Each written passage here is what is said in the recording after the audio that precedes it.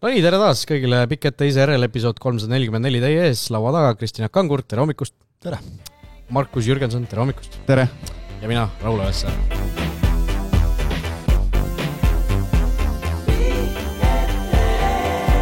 Räägime täna koondise mängudest, räägime A-koondisest, räägime U21-st. No mida sa irritad? Ei, mulle meeldib, sa vaatasid paberit ka, aga su paber on täiesti tühi. Ei ole täiesti tühi, mul on kirjas 344 episoodi number. Ma tean, millest me räägime, mul ei ole vaja ettevalmistust rohkem teha. Ei, mul on tegelikult, ma unustasin printida vist enne, mul on arvutis tegelikult mõned märkmed siiski olemas, aga ja saate lõpus räägime siis natuke sellest, mida meie siin Markusega ka. Räägime saate alguses, miks komme sul on alati lõpus rääkida? Räägime lõpus asjadest, mis ei ole jalgpalliga seotud, ütleme otseselt. No ta, kõik need lood saab siduda jalgpalliga alati. Kõigepealt tuleb siiski klaarida ära see, et neljapäeval, kui ma sind viimati nägin, ei olnud sa auto alla jäänud veel, aga praegu, kui ma vaatan sulle näkku, siis tundub, et midagi on ikkagi selles valas juhtunud. Kuidas see tavapärane ütlus ongi? Komistasin laua nurga otsa. 3 korda järjest. Ja komistasin rusika otsa. Trepist alla kukutakse tihti või? Komistasin trepist alla. Ei no juhtub, vaata inimestel, kes teevad, neil juhtub. Kuidas see teine vend siis välja näeb? Lõin risti ette praegu. Sa ütlesid nendele, kes kuulavad meid. Okay. Ühesõnaga, sealt ei tule mingit selgitust? Ei, mingit lugu ei ole, et kunagi memuaaridesse panen. Ikka nädalavahetusel juhtub ju asju. See on ju tavapärane. Eesti Itaalia mäng lõppes hilja. Laupäeval. Ööl läks edasi veel. Ütleme, et Tatari tänav. Ütleme, et seome selle NATO testiga, mis me tegime nädal alguses, aga sa ei taha sellest alguses rääkida, nii et räägime siis lõpus. Räägime lõpus sellest. Alustame siis... Hakkame Jaaku noomima. Ja siis hakkame. Me nüüd räägime sellest, mitu minutit saate alguses, kui me hakkame millestki rääkima hiljem. Lähme asjade juurde, Eesti-Itaalia 1-3 saime siis A. Le Coq Arenal laupäeva õhtul, nagu sa ütlesid, kaotuse. Ma alustaks võib-olla küsiks niimoodi, et kas see 1-3 oli siis kuidagi nagu teistmoodi kui see 0-5? Kui sa vaatad statistikasse peallööke, võimalusi meil sisust ei olnud. Vastasel, võib-olla oli natukene vähem olukordi kui seal Bergamos, aga tegelikult ju mäng oli suhteliselt sarnane. Et kas me saame nagu otseselt vigade parandusest rääkida? Sellest ju see oli see narratiiv, mis enne mäng läbi käis. No mille järgi sa järeldusid või oma arvamust muudad skoori järgi või statistika järgi? Statistika ja mängupildi. Selle järgi teed sina, et kas tegime parema esituse või mitte? Ma pigem ikka vaatan skoori. Jalgpalli mängitakse ju seisu peale. No aga ütleme, kas vastane realiseerib mõne võimaluse rohkem või vähem ära?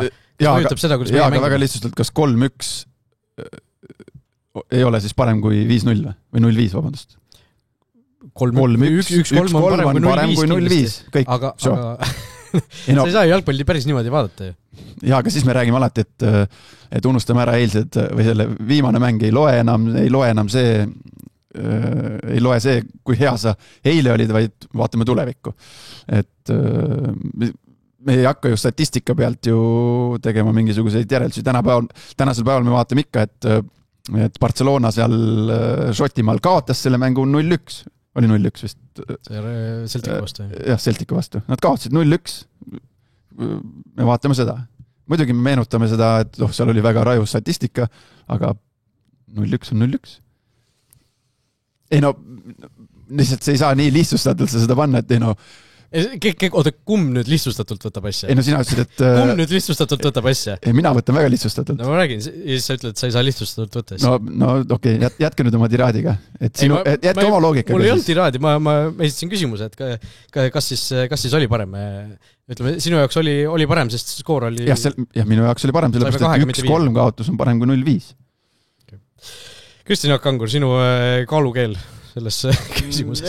Jah, selles mõttes parem või mitte kaotus on kaotus, eks ole, et kes Hein vist oli see, kes ütles pärast mängu, et okei, et me hoidsime, et ühtepidi tuli kiire värav siin, eks ole, teistpidi me hoidsime Bergamos peaaegu tund aega 0 ja siis esimene tuli 4 tükki otsa. Et minu meelest parem, halvem, võrdselt kehvad tegelikult, ma ütleks, need mängud erineval moel. aga kehvad, kesised. Selge on see, et Itaalia praegu neis kahes mängus nagu tõestas, et nad on päris head. Nad on tahtmist täis, neil on motivatsiooni, neil on, eks ole, uus treener Gattuso, pluss veel lihtsalt Gattuso persoon, neil on väga palju tõestada MM-valiksarjas, neil tundub olevat selline suhteliselt hea sisekeemia praegu võistkonnas ikkagi. Võib-olla natuke meil andis see lootust, see Iisraeli mäng, eks ole, mis näitas, et nad on haavatavad, samas tegi see neid ka ilmselt ettevaatlikumaks, Tallinnas nad liiga haavatavad ei olnud, ma ütleks. Ilmselt Donnarumma üks prohmakas, juhtub. Ma ei tea, kust Eestile XG saadi, mis ma kuskil nägin, need on ka erinevalt arvutatakse, et kust saadi XG-ks mingi 0,97 ehk siis peaaegu 1. See ongi see Sapini olukord. See ei olnud ju reaalne võimalus. XG ju läheb pealelöögi järgi, pealelöök oli selles olukorras ju tühja väravasse. Seda küll, kui selle järgi võtta, eks ole, aga tegelikult see nagu näitab, kui mõttetu see XG tegelikult on. Meil oligi 2 peallööki siis kokku, üks oli see Sinjavski löök ja siis oligi see Sapini. Just täpselt, sest et esimese poole ja Šeini võimalus see peallöögina ei läinud, kuna seal tegelikult pall löödi vastu teda ja siis seal oli veel lisaks vist tegelikult oli viga selles olukorras, mis võis ka olla. Ühesõnaga, see oli nagu sealt ühesõnaga ei tulnud kirja midagi. See oli meil tegelikult esimese poole ainus selline päris ohtlik rünnak tegelikult. Kus oli, tegelikult tuli ju head senderdus ainus meie olukord. Just, aga kui sa niimoodi vaatad, esimesel poolel nagu üks võimalus, teisel poolel, see Sinjavski oli selline ise tekitatud võimalus, tõusis palliga, lõi peale, eks ole, löök läks untsu, aga see oli nagu võimalus loodud. Ja ega peale selle ju mitte midagi olnud. Ma võtsin huvi pärast selle Norra mängu lahti, et kui meil oli pärast seda nagu, mida statistika ütleb, me saime seal 2 lööki raami ainult. Aga me tegime 7 peale lööki. Et ja Norra tegi 18, mis iseenesest on küll väga palju, aga teisest küljest, kui sa nüüd vaatad see 0-1 mäng, ainult 18 peale lööki. 18 peale lööki. Meie koht on päris hea isegi. 3 raamidesse muide ainult, mis tähendab, et nagu kaitse töötas. Aga just täpselt 18, tundub nagu naljakana, aga nii nagu Jürgen Henni käe all, oleme ju rääkinud, üle 20 on neid ikka kogu aeg, eks ole. Et ütleme, see mängu lõpp jättis võib-olla nagu selles mõttes natukene parema maigu, et Itaalias me ju ootasime, et millal see läbi saaks ükskord. Palju nad tambivad, eks ole. Ja siis oli neil ju selgelt, nad tahtsid väravate vahet paremaks teha, neil oli, ütleme oli veel reaalne võimalus Norrat püüda selles võtmes. Ja seal läks ju tegelikult, Eesti mäng läks nagu allamäge. Me ju tegelikult olime esimese poole aega, 0-0, Hein tassis kõik asjad, palju löök ja kõiki asju, aga me olime nagu ikkagi enam-vähem rahul, et võitleme peame vastu, Itaalia võõrsil ongi raske. Kodus me tahame selgelt enamat, värava saime, hea küll, see on ka selline, eks ole, et selleks oli vaja sinna palliga tõusta, oli vaja tsenderdada, oli vaja olla õiges kohas, see ei olnud päris nii, et vastased panid poole platsi pealt tagasi söödu ja läks sisse. Et midagi tehti. Palju puudu jäänud muidugi selle. Nipet-näpet tehti, aga teisest küljest nagu jällegi mängijad ütlesid ka, et see lõpp nagu, et see peaks olema nagu selline miinimumstandard, tõesti siis nagu minimaalne standard, et standard peaks olema see, et me suudame nagu sellise võistkonnaga nagu Norra mängida nii, nagu me mängisime, et neid ikkagi ohustada. Praegu kas me läksime siis nagu liiga kaitsvalt peale ja siis on see häda, et siis sa lased endale individuaalse meisterlikkuse pealt mängijal ära lüüa seal 4. minutil, 4 minutiga ja mis sa siis teed oma kaitsva lähenemisega, eks ole. See viimane...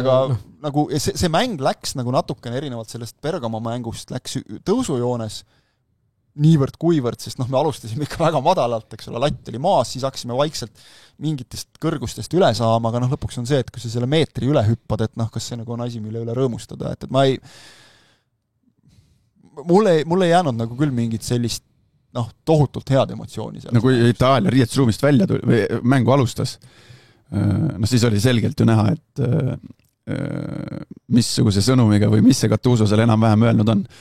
Ma seal mainisin ülekandes ka, et Gattuso, üks asi, mis ta siin Eestis pressikonverentsil ja ajakirjanikele rääkis, oli nagu niisugune enne mängu viisakuste jagamine, aga Itaalia meediast sai lugeda, et Gattuso tegelikult ei ole praegu absoluutselt rahul sellega, et nad lasevad et nad on niivõrd palju väravaid lasnud. Iisrael ja mainis seal seda, et siin aastate lõikes on natukene muudetud seda lähenemist mängule ja tema sõnum oli see, või tema mis ta ütles välja seal, oli see, et sooviks minna tagasi juurte juurde, ehk siis sinna Itaalia jalgpalli juurde, kui tema veel mängis, kus kardeti seda Itaalia kaitset on ja sealt oli ikkagi ülikeeruline läbi minna.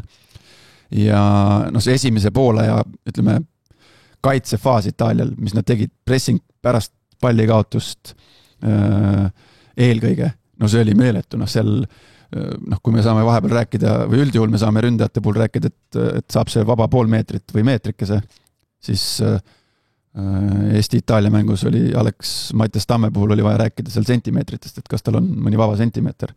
Et tuli see Itaalia koondis sellise meelestatusega siin meil A. Le Coq Arenal välja, et ega meil tegelikult esimesel poolel ei olnud suurt midagi teha tegelikult. Nojah, ja ma mõtlen seda viimast pooltundi, mina nagu niimoodi ma tahaks selle või ütleme pooltundi võib-olla natuke liiga palju, see viimased mingi 20 või 15 minutit, kui nagu me hakkasime ka söötma, Karol Mets tuli pooleks tunniks vahetuses sisse, ta oli lõpuks söötud arvult Eesti 3. mees nagu kogu satsi peale.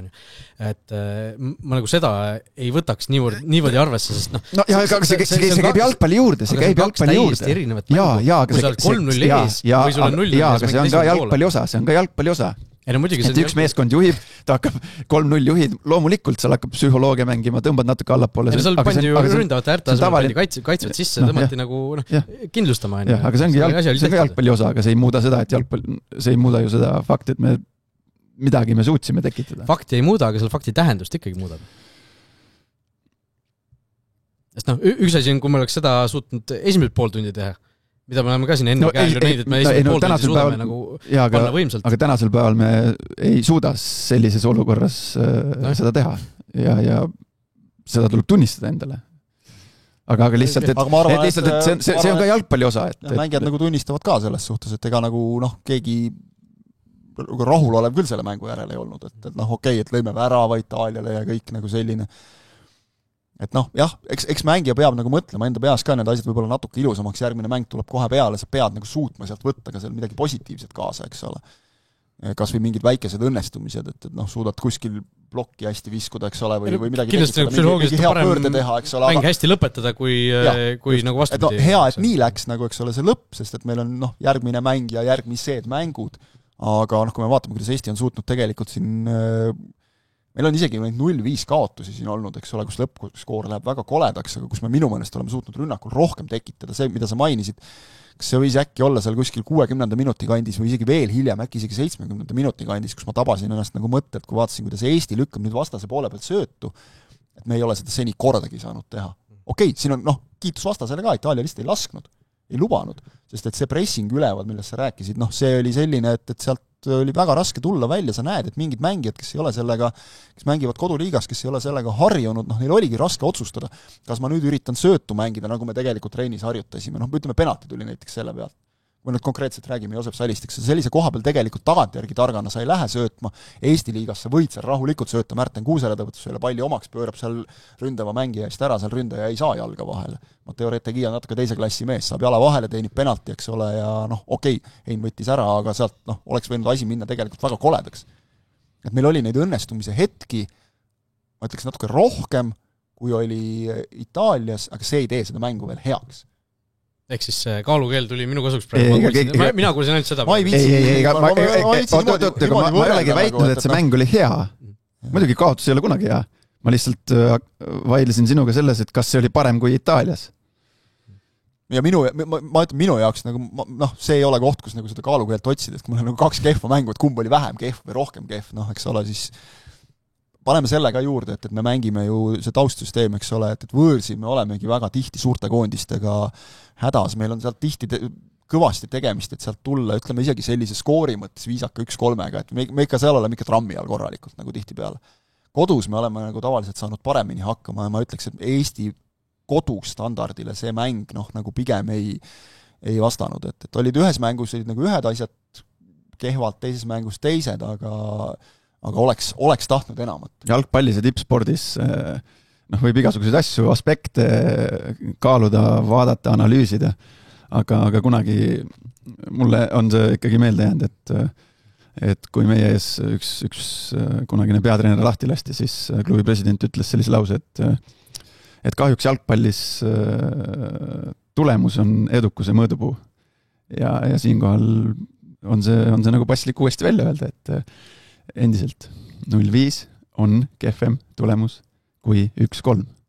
Puht skoori järgi mõttes mulle näiteks meeldib 1-3 rohkem kui 0-2 oleks meeldinud, et kuidagi nagu see tekitab mingi positiivsema tunde, et sealt on midagigi kaasa võtta, et ma ei tea, kui palju sellest Bergamo mängust nagu lõpuks nagu oli mängijatel seda tunnet, et on kaasa võtta, et võitled küll, aga siis saad ikka viieka, eks ole, et siis ei ole lõpuks väga vahet, kas need lüüakse sulle esimese poole tunniga või viimase poole tunniga, et see, ma ei näe nagu siin sellist põhjust praegu nagu võrrelda, et kumb nüüd nagu oli parem kehv kaotus või ma ei tea. Ei, no ma küsin lihtsalt, kas praegu oli see siis parem, aga, või okei. No said vastuse. Aga Markus Jürgenseni puhul, Jürgen Henni kullavaramut laenates ma näen sellist tablooreporterluse algeid, tugevalt. Ja treener vaatab omakorda, eks ole, hoopis teise pilguga, et me räägime isegi ajakirjanikena, rääkimata siis nagu fännidest, eks ole see, et mis tunne sulle nagu sellest mängust jääb, et treener ju näeb mingeid pisidetaile, et kuidas me sellega, mis me nagu õppisime, harjutasime, kuidas me sellega hakkama saime või ei saanud, et tema pilk on täiesti teine, et selles mõttes Ennil ongi õigus nagu öelda selliseid asju, tema vaatab teistmoodi. Räägime siis Jürgen Henni valikutest ka natukene, algkoosseis oli ma ei tea, kas üllatusi täis on nüüd palju öeldud, aga mõned vahetused ikkagi 4 oli taga, äärekaitses olid siis Saliste ja Peetson meil vasakul ja paremal, keskkaitses Mets ei alustanud, sai siis viimaseks pooleks tunniks, nagu me hiljem aimu saime, siis kuulus mingisugune protokoll, vigastusest taastumise protokoll või naasmise protokoll, nägi siis seda ette, et pool tundi saab selles mängus. Keskel oli siis Soomets, väikese üllatusena seda väga algkoosseisu ei ennustatud. Pingil jäid siis Sinjavski, Larsen ja Kristal, kes viimasel ajal on siis algkoosseisus olnud. Ja Sapinen ka, Sapinen Tamm, see oli... kõik üsna ründava suunitlusega venjad. Ehk siis, võib-olla kõige suurem küsimärk või selline üllatus oligi see, et Sinjavski üldse pingil ja Saliste siis äärekaitses. Sellest eelmine kord saite rääkida ka, et Sinjavski, eks ju, seekord oligi kaitsjana võetud koondisesse, et ei olnudki enam ründava äärena või poolkaitsjana üles antud. Saliste esimene poolaeg jättis ikkagi soovida, selles suhtes ma ei tahaks nagu siinkohal kritiseerida Joosep Salist, kes on nagu kes on selline mängija nagu ta on, et ta on Eesti liigas olnud 10 aastat juba korralik tegija ja mitte midagi nagu tema vastu, aga lihtsalt see, et sa viskad ta uuesti nagu Itaalia vastu tulla Jürgen Hennina, lihtsalt kui sa paberi peal nagu võtad seda, et sul on Tšehhi kõrgliigas stabiilselt kogu aeg mängiv vasakkaitsja, sealt tema pingile paned Paide linnameeskonna äärekaitse sinna asemel, et see lihtsalt kusjuures ma ütleks, et ma oleks isegi pigem, mina isiklikult oleks sinna isegi Larseni pannud. Mina olen ka pigem, ma ei ole üldse üllatunud, et Sinjavskit ei olnud ja ma ei oodanud ka teda, ma arvasin, et ta panebki Peetsoni ja et vasakul alustab Larsen ikkagi. Siis ikkagi Tšehhi kõrgliiga vend pingile ja Eesti kõrgliiga vend sisse? Eks me natukene lõpus nagu nägime ühte episoodi ka, eks ole, Sinjavskilt, et kahte. Sa võid tahta seal, jah, mul jäi üks silma, sa võid teist mainida. Üks oli see, kus ta selle... Kollase võttis, eks ole, kus ta lasi mängija lihtsalt nagu hästi labaselt valelt poolt, lihtsalt jäi valele poole, lasi mängija mööda. Ütleme, taipas vähemalt vea ära teha enne karistusala joont, eks ole, see oli päris mängu lõpus, aga et ütleme, kui sul on 3. minutil selline olukord, ta laseb seal mehe mööda, võtab maha, saab kollase, mis sa teed siis? Ja sealt ääre pealt Itaalia teada, et hakkab tulema siis. Ütleme, me ei ole, ma ei saa nagu liialt võtta mängijate osas sõna, eks ole, kas või see, et Larsen Saliste võrdlus. Henn on kogu aeg minu meelest nagu toonitanud ka seda, et mul on jäänud mulje, et nagu väga palju ka otsustab see, mida ta näeb trennides nädal aega enne. Ju ta seal midagi siis sellist nägi, et ta Salistet usaldas, sest et ega ta lihtsalt niisama ei viska meest sisse, aga nagu sa ütlesid, 30-aastane mängija terve elu Eesti liigas mänginud, eks ole, see on ju teada, mis on tema, ikkagi mingil määral mingid piirid. Pealegi Itaalia vastu esimeses mängus me ju nägime, millega ta seal hädas oli. Norra ja Iisraeli vastu ta sai hästi hakkama, see oli üllatus, kindlasti vääris võimalust selles Itaalia vastu ka. Ja vääris kiitust pärast neid mänge, sest et seal ta tõesti tegutses hästi. Nüüd see mäng, läks untsu, ma arvan, ta on ise esimene mees, kes tõstab käe üles ja ütleb, et läks aia taha, nagu, eks ole, et seal mingid klaarimised kuhugi taevasse, eks ole, siis sellest penalti olukorrast juba oli juttu, eks ole, veel jäi seal mingite asjadega hätta, aga kui sa tuled Premium liigast Paidest, siis sa pigem nagu jäädki hätta seal, et see ütleme siis nii, treener võttis riski, ei õigustunud. Larseni puhul, miks mina arvasin, et Larsen on see, et teda on ju ka tegelikult, me oleme rääkinud siin, et tema see kaitsefaas, et on tulnud tugevate vastu selliseid selliseid eksimusi sisse, mis on sellised eksimused, kus on vaja mingi liikumine teha, ütleme kaitseliinis olevatele mängijatele on protokoll ette nähtud, et mingis tüüpolukordades, kuidas siis käituda, ma ei tea, kas sa täidad mingi kohale, kas sa astud sealt keskkaitse kohale, millal sa oma mängija tagapostis vabaks jätad, et võtad ohtlikuma mängija ja nii edasi. Et siin paaril viimasel aastal on ju Larsenil neid selliseid apsakaid sisse tulnud, aga kas või nüüdki selle suvised euromängud ja näitasid, et ta on selles vallas grammi võrra juurde pannud, Larsenist rääkides. Ehk siis ta on läinud kaitsefaasis paremaks ja seetõttu oli nagu minu arvamus, et jah, loomulikult ma olen nõus sellega 100%, et nädal aega oli aega näha trennis neid inimesi. Seal positsioonil kõik mängijad ju teavad, mida nõutakse, mida peab tegema ja ju siis Saliste tegi selles nädalases tsüklis lihtsalt üks Sen tõi pressikal välja, miks Saliste alustas, oli see, et ta on vasakujalgne, erinevalt siis nii Larsenist kui Zenjavskist näiteks, eks, et millega taheti seal ülesehitusfaasist nagu mingisugust teistsugust käiku anda või mingit teistsugust nagu lahendust pakkuda. Ja alati juhtub ka selliseid asju, et tõesti nagu mängijad, tuleb koondisesse väga hea, hoo pealt on muidu nagu väga hea ja siis mäng läheb tal untsu lihtsalt. Juhtub ja vastupidi juhtub ka, näiteks nagu sellel samal Salistel juhtus Iisraeli ja Norra vastu. Kus ta mängis nagu, ma ütleks, üle oma selle tavapärase taseme, eks ole, mis on nagu kiitust väärt kõvasti, eks. Aga mina lihtsalt lõppude lõpuks, kui meil on mängija, kes on Tšehhi kõrgliigas, ta ei ole nagu juhuslikult sinna sattunud, sinna äärekaitsesse, ta ongi terve hooaja seal pannud, ta on hästi mänginud, ta on seal statistika põhjal ka väga hea olnud, et lihtsalt, et kuidas me jätkuvalt nagu ei usalda teda sinna, siis see tekitab minus nagu küsimusi, et ma väga tahaks, et ta nüüd homme Moldova vastu ikkagi alustaks selle näiteks, mis puustes nagu tegelikult tehtud on, et ma arvan, et see aeg on nagu, viimane aeg on käes. Seda niimoodi näha. Et jah, kui ta nüüd nagu, eks ole, juba nihutati tõesti seal ka koosseisus nagu kaitsjate sekka, et siis oleks nagu hästi imelik teda nüüd siis kas või Moldova vastu mitte mängitada, sest Moldova on ka seda tüüpi vastane. Võib olla natukene see, et ta on selline ründava määre kaitse, eks ole, selgelt nagu, et oli nagu mingi see väike hirm, et äkki jääb see äär kuidagi meilt tühjaks või midagi sellist. Lõpptulemus oli see, et palju see Robi Saarma seal ääre peal ees sai mängida, ta pidi kogu aeg kaitses ka lappima, eks ole, et lihtsalt seda tüüpi mäng, et sa ei taha nagu kahte sellist nagu natuke ründama oma suunitlusega mängijad sinna ääre peale, valid siis sellise puhta äärekaitse Saliste, aga Moldova on ju vähe teist tüüpi vastane, et seal võiks ju nagu proovida. Ei taha räägi. Ei, ma tahtsin juba Peetsoni juurde minna. Ma just tahtsin öelda, et ei taha liiga pikalt siia nende äärekaitsjate personaalküsimustesse kinni jääda, aga nägin Zinjavskit hotellis. Teretasime, rääkisime ilusti viisakalt, värgid-särgid. Oota, sealt tuligi siis see viisakalt teretsid, aga siis ei. Kuule ära siin loo mingid narratiivi. Saime pealkirja kätte juba. Aga vaata, ta andis, mis seal võib, ma täielikult spekuleerin. Vaata, ta andis ise selle intervjuu seal kuskil, ta käis mingis podcastis. Jalkalaab, jah? Ei, eestikeelses. Õhtulehes, jah.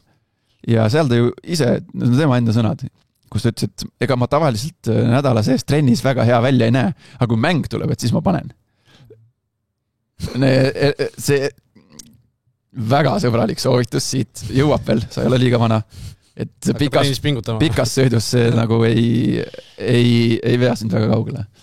No aga näed, Tšehhi kõrgliiga ja seal kogu aeg sammavad edasi, aga võib-olla oleks veel kõrgemal, ei tea. Et mina olen kasvatatud niimoodi, et võib-olla treenerid ütlevad midagi muud tema kohta, et ei, mis mõttes, et on trennides tubli teeb ära oma isad. Võib-olla see on enda süke selline maailmavaade, ei tea. Aga Salistest rääkisime, Peetson tegelikult ju mängis oma koha suures plaanis välja, talle nagu suuri etteited. Hoidis väravara. Kas ta ise kõigepealt ei lasknud seal mehel jooksu? Võib-olla oli natuke positsiooni valik, aga see ongi nüüd see koht, et okei, tegid vea, aga lapid ära ka. Ja ta võttis seal ikka... See oli efektne. Ja ta võttis ikka, ütleme, Raspadori ei ole päris suvaline vend, nagu, eks ole, mitte et Itaalias nüüd väga nagu olekski, aga et ta võttis ikkagi, nagu päris ikka minu mõist ikka mitu meetrit tagasi sealt nagu, et ikka väga raske seal tundus juba, et ta on olemas ja siis... Raspadori võttis selle puuta siin 30-40 centimeetrit sinna paremale, et tahtis siis parema nurga alt paremaga lüüa. Aga see on see näide. Ja sellel hetkel Peetson tabas ära täpselt, et nüüd saab minna. Ja see on see näide, eks ole, mängi lõpuni. okei, oleks tulnud värav, noh, juhtub, ei oleks seal võib-olla ka Peetsenit väga keegi süüdistanud, oleks öelnud, et näe, noh, kõva ründaja on ka, aga mängi lõpuni olukord. Minu meelest Peetsenil on olnud see alati, et väga ei ole vahet, millise vormi pealt liigas ta tuleb, noh, ta suudab alati panna koondises nagu selle mingi väikse protsendi veel juurde ekstra, mängid alati oma taseme välja ja see tase kohati tundub, et on ärge saa, et keegi nagu valesti aru ei saaks, aga mulle tundub, et kohati see tase on nagu vaata, et kõrgem kui Peetsoni võimed nagu, et ühesõnaga ta suudab endast kuidagi nagu maksimum 110% välja pigistada. No vaata, see klassikaline 110%, aga vaat Peetsonit vaadates mul on selline tunne, et sealt tuleb alati see 110% ja tegelikult koondise mängudes, noh, see võiks olla nüüd see standard. Nad on võitleja. Jah, just, ja selle võitluse pealt ta teeb nagu väga palju asju ära ja selles suhtes müts maha, et see eriti kui sa vaatad, et noh, Baskotšil näiteks alla oma standardite mäng, tal tuli ikka eksimusi sisse, eks ole.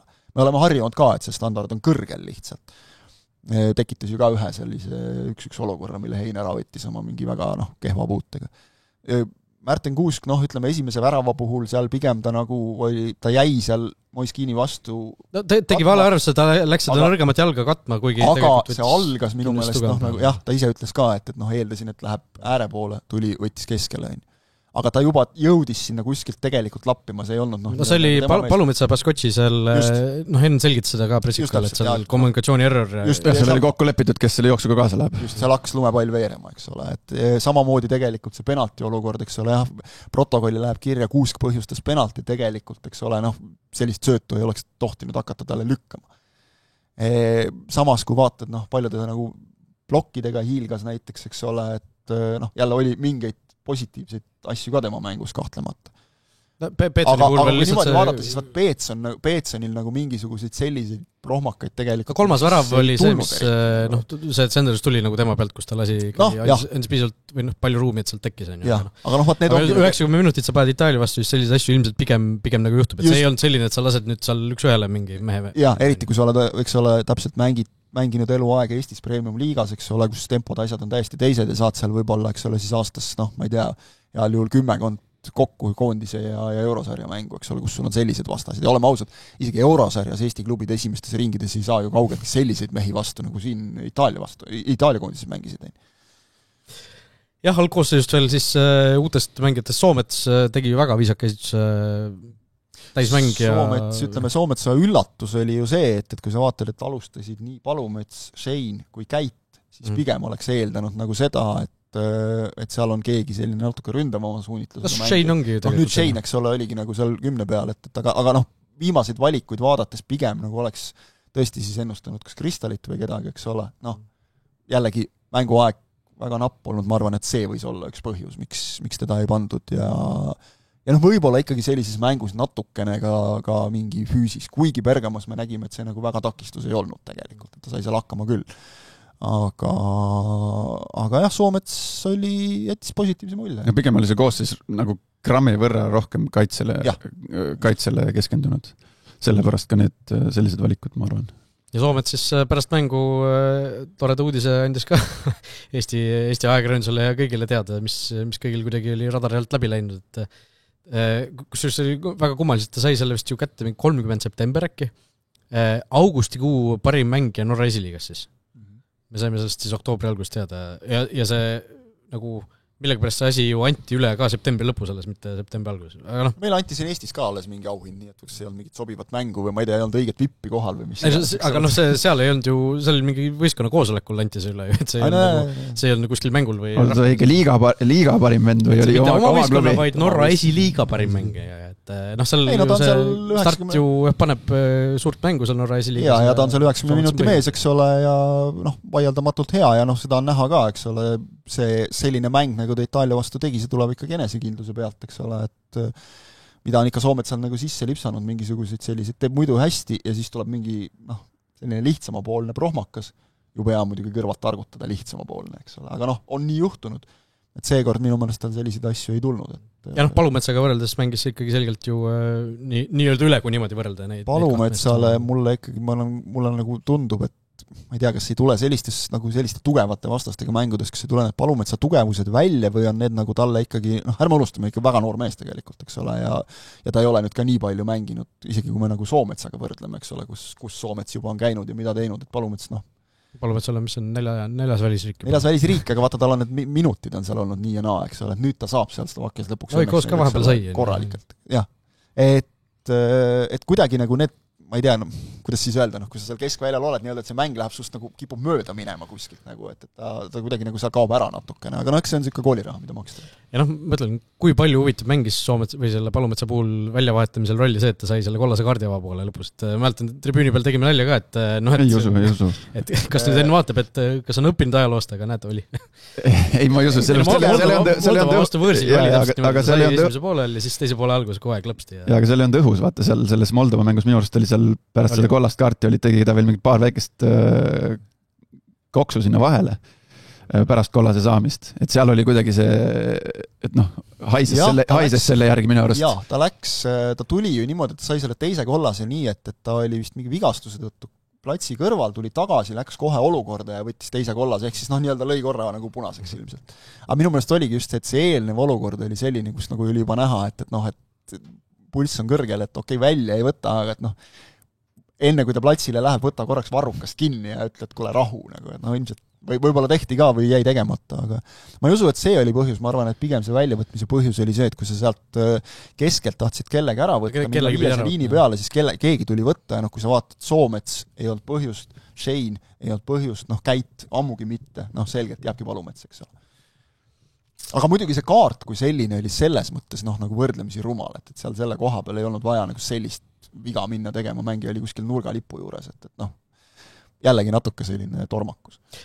Rumalast kaartidest rääkis Märten Kuusk põhjustas selle penalti, eks ju, me võime rääkida, see penalti ise oli, ta oli üsna pehmelt antud või see, aga puude oli. Mitte midagi vajad ei ole. Lihtsalt itaalne kukkus selle, tundis selle ära ja viskas selle peale pikali, et sa võid seal vaielda, aga ega VAR ka seda tagasi ei võta, on ju. Ja vaidlemise eest ta sai, eks? Ma ei saanud kõrge, kas see oli vaidlemise eest või ta läks seal mingi tõuklema või kellegi. Midagi ta seal aisatas. Seal ei olnud nagu kohtuniku suunas, vaid nagu vastasega vist oli midagi. Kus just kohtunik ei andnud ju mõlemale kollast või ta andis ainult kuusale. Aga see selleks, et ja Heinders oli penalti ära muidugi, mis jällegi, kas kolmas penalti tõrje juba koondises või? Einalt mängu sees. Vähemalt mälu järgi nagu oleks. Maltal oli üks kindlasti. Maltal oli üks alguses. Ja kuskil oli veel. Et sisetunne nagu ütleb, me oleme harjunud, et ta on ikkagi ta tegi suhteliselt kiiresti, tegi 2 tükki ära, et väga hea tõrje oli selles mõttes, et ei läinud selle nõksu või selle pausi peale ära ja tundus, muidugi jälle Pensusteni tea väravahtide maailma, aga tundus, et ta läkski nii-öelda vaatama, kuhu suunas sa lööd ja ennustas täpselt see kord. Ja mõtlen, ei käinud mingit nagu ükski lihas ka ei liikunud selle pausi peale, vaata. Oligi seal paigas, vastane teeb selle väikese pausi ja siis lööb ja lööjad on see kindlasti läbi analüüsitud, on teada. Ma otsisin tsitaadi üles, see oli seal pärast mängu, selles mõttes hästi nagu huvitav oli vaadata, et ta vabandas ette ja taha kogu aeg, kui küsiti mingit olukordade kohta esimesel poolel, teisel poolel. Mul nagu ei tule meelde, et ta tundus, et ta oli nagu, see oli oma 20 minutit pärast mängu, eks ole, läheb ka aega enne, kui mängijad sinna jõuavad. Ta oli nagu endiselt nagu tsoonis kuidagi, mis nagu näitab, kuidas mängija, eks ole, keskendub sellele, ja tal oligi täpselt see, et kes mulle seal vastu tuli, ma ei fikseeri selliseid asju ilmselt. Mina keskendun oma tõrjele, oma asjadele ainult. Aga selle küsimuse peale, et kas ta oskas ette arvata või läks aimamise peale, sealt tuli nii, et ma läksin selline, ma saladusi liiga palju ära ütlesin. Ja siis täiendavale küsimusele, et kas sul oli eeltöö tehtud? Jah.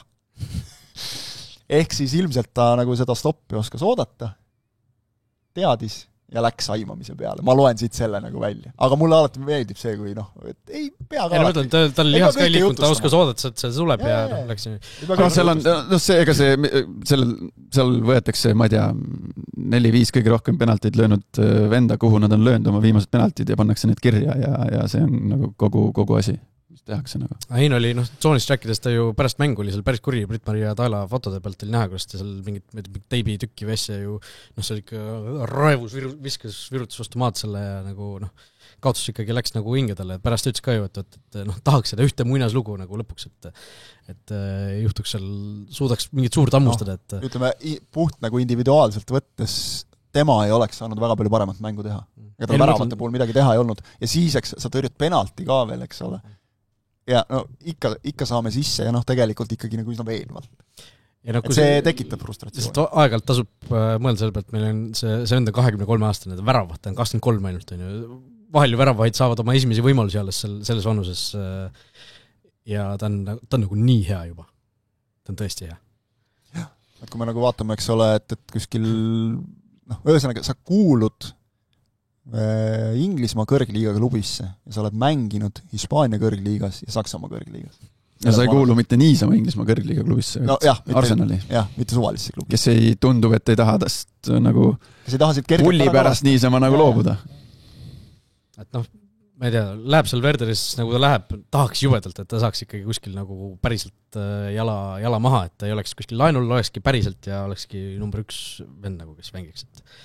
Et kas või mingi väike samm tagasi, et mitte top 5 liigas, vaid top 10 liigas kuskil nagu niimoodi hakkaks panema. Ma ei tea, ma ikka tahaks, et tahaks muidugi. Tahaks, et see Arsenali hierarhias ikkagi muidugi tahaks. Tal praegu nagu ta oleks ju ilmselt olnud number 2, kui seda ei oleks seda kepat toodud. Kas need Raiaga just lepingut ka ei pikendanud? Jah, seal just ei tahaks, et ta oleks number 2, vaid tahaks, et ta oleks ikkagi kuskil number 1 ja mängiks nagu iga nädal, ta väärib seda. Väravavahi elu. See ongi su kepa, eks ole, kes tegelikult on nagu ennast jälle üles ehitanud taseme poolest ükskõik kus mujal mängida, eks ole, ka esiväravavahina. Aga näed. Aga suur küsimus võib-olla, mis nüüd edaspidi selle mängu selle teise poole järel tekib, et taga 4 või taga 5 edaspidi. Henn pärast mängu jäi üsna selliseks, see sõna on ambivalentseks või? Et ta ei öelnud kumbagi pidi välja, mis ütles, et peab veel analüüsima, mõtlema. Sellepärast, et tema jutust kumas seeläbi või siuke arusaam, et ta ei ole huvitatud sellest edasi-tagasi solgutamisest. Seda ta vist ei taha. Umbes, et peaks nagu ühe asja selgeks saama enne, kui põhimõtteliselt jah, et ta ei taha nagu hüpata siia ja sinna, et tekib selline segadus ja see kumas nagu läbi tema nendest intervjuudest, ehk siis selle loogika järgi, kui seda nagu edasi arendada, siis ta võib arvata nii, et kui nüüd panime 5-sega, siis nüüd hakkame arendama siis seda 5, aga ta on aasta otsa ju kõik mängud 4-sega mänginud, on selle 4 kaitseliini nagu loogikas neid asju õpetanud, liikumisi, üleandmisi, mis asju iganes, et see vist on nagu põhiline argument tema juures. Aga me ütlen, kui vastu argumenteerida, siis 5 kasuks ikkagi praegu räägib ju päris palju. Esiteks see, et meil on 3 väga heal tasemel keskkaitset, Kuusk, Baskotši, Mets. Mäletad Häberli ajal Häberli tuli ka siia, vaatas meie mängijatele otsa ja vaatas, see on 5-3-2. Aga kui me praegu ka mõtleme, siis meil praegu neid valikuid on ju, need valikud on natuke kvaliteetsemad, kui toona Häberli ajal olid. Meil on Mets, Baskotši, Kuusk, meil on 3 väga heal tasemel keskkaitset. Üks loodetavasti hakkab Bundesliigas mängima, teine mängib Belgia liigas ju väga korralikus klubis põhimehena. Ja Kuusk mängib ja mängi viimasel ajal natukene olnud mänguaega vähem, aga ikkagi Poola liigas on ennast ka näidanud heast küljest. Ja kõigi 3 koduklubid mängivad ka 3 keskkaitsega. Äärekaitsetest meil on ju palju juttu olnud. Meil ei ole nagu selliseid väga häid kaitsvaid valikuid sinna. Kui meil ongi Sinjavski teise poole mängiski ju selle 5 vasakkaitses, et sinna ta ilmselt ka Henni jaoks läheks nagu sobituks mugavamini kui sinna 4 kaitseliini ilmselt.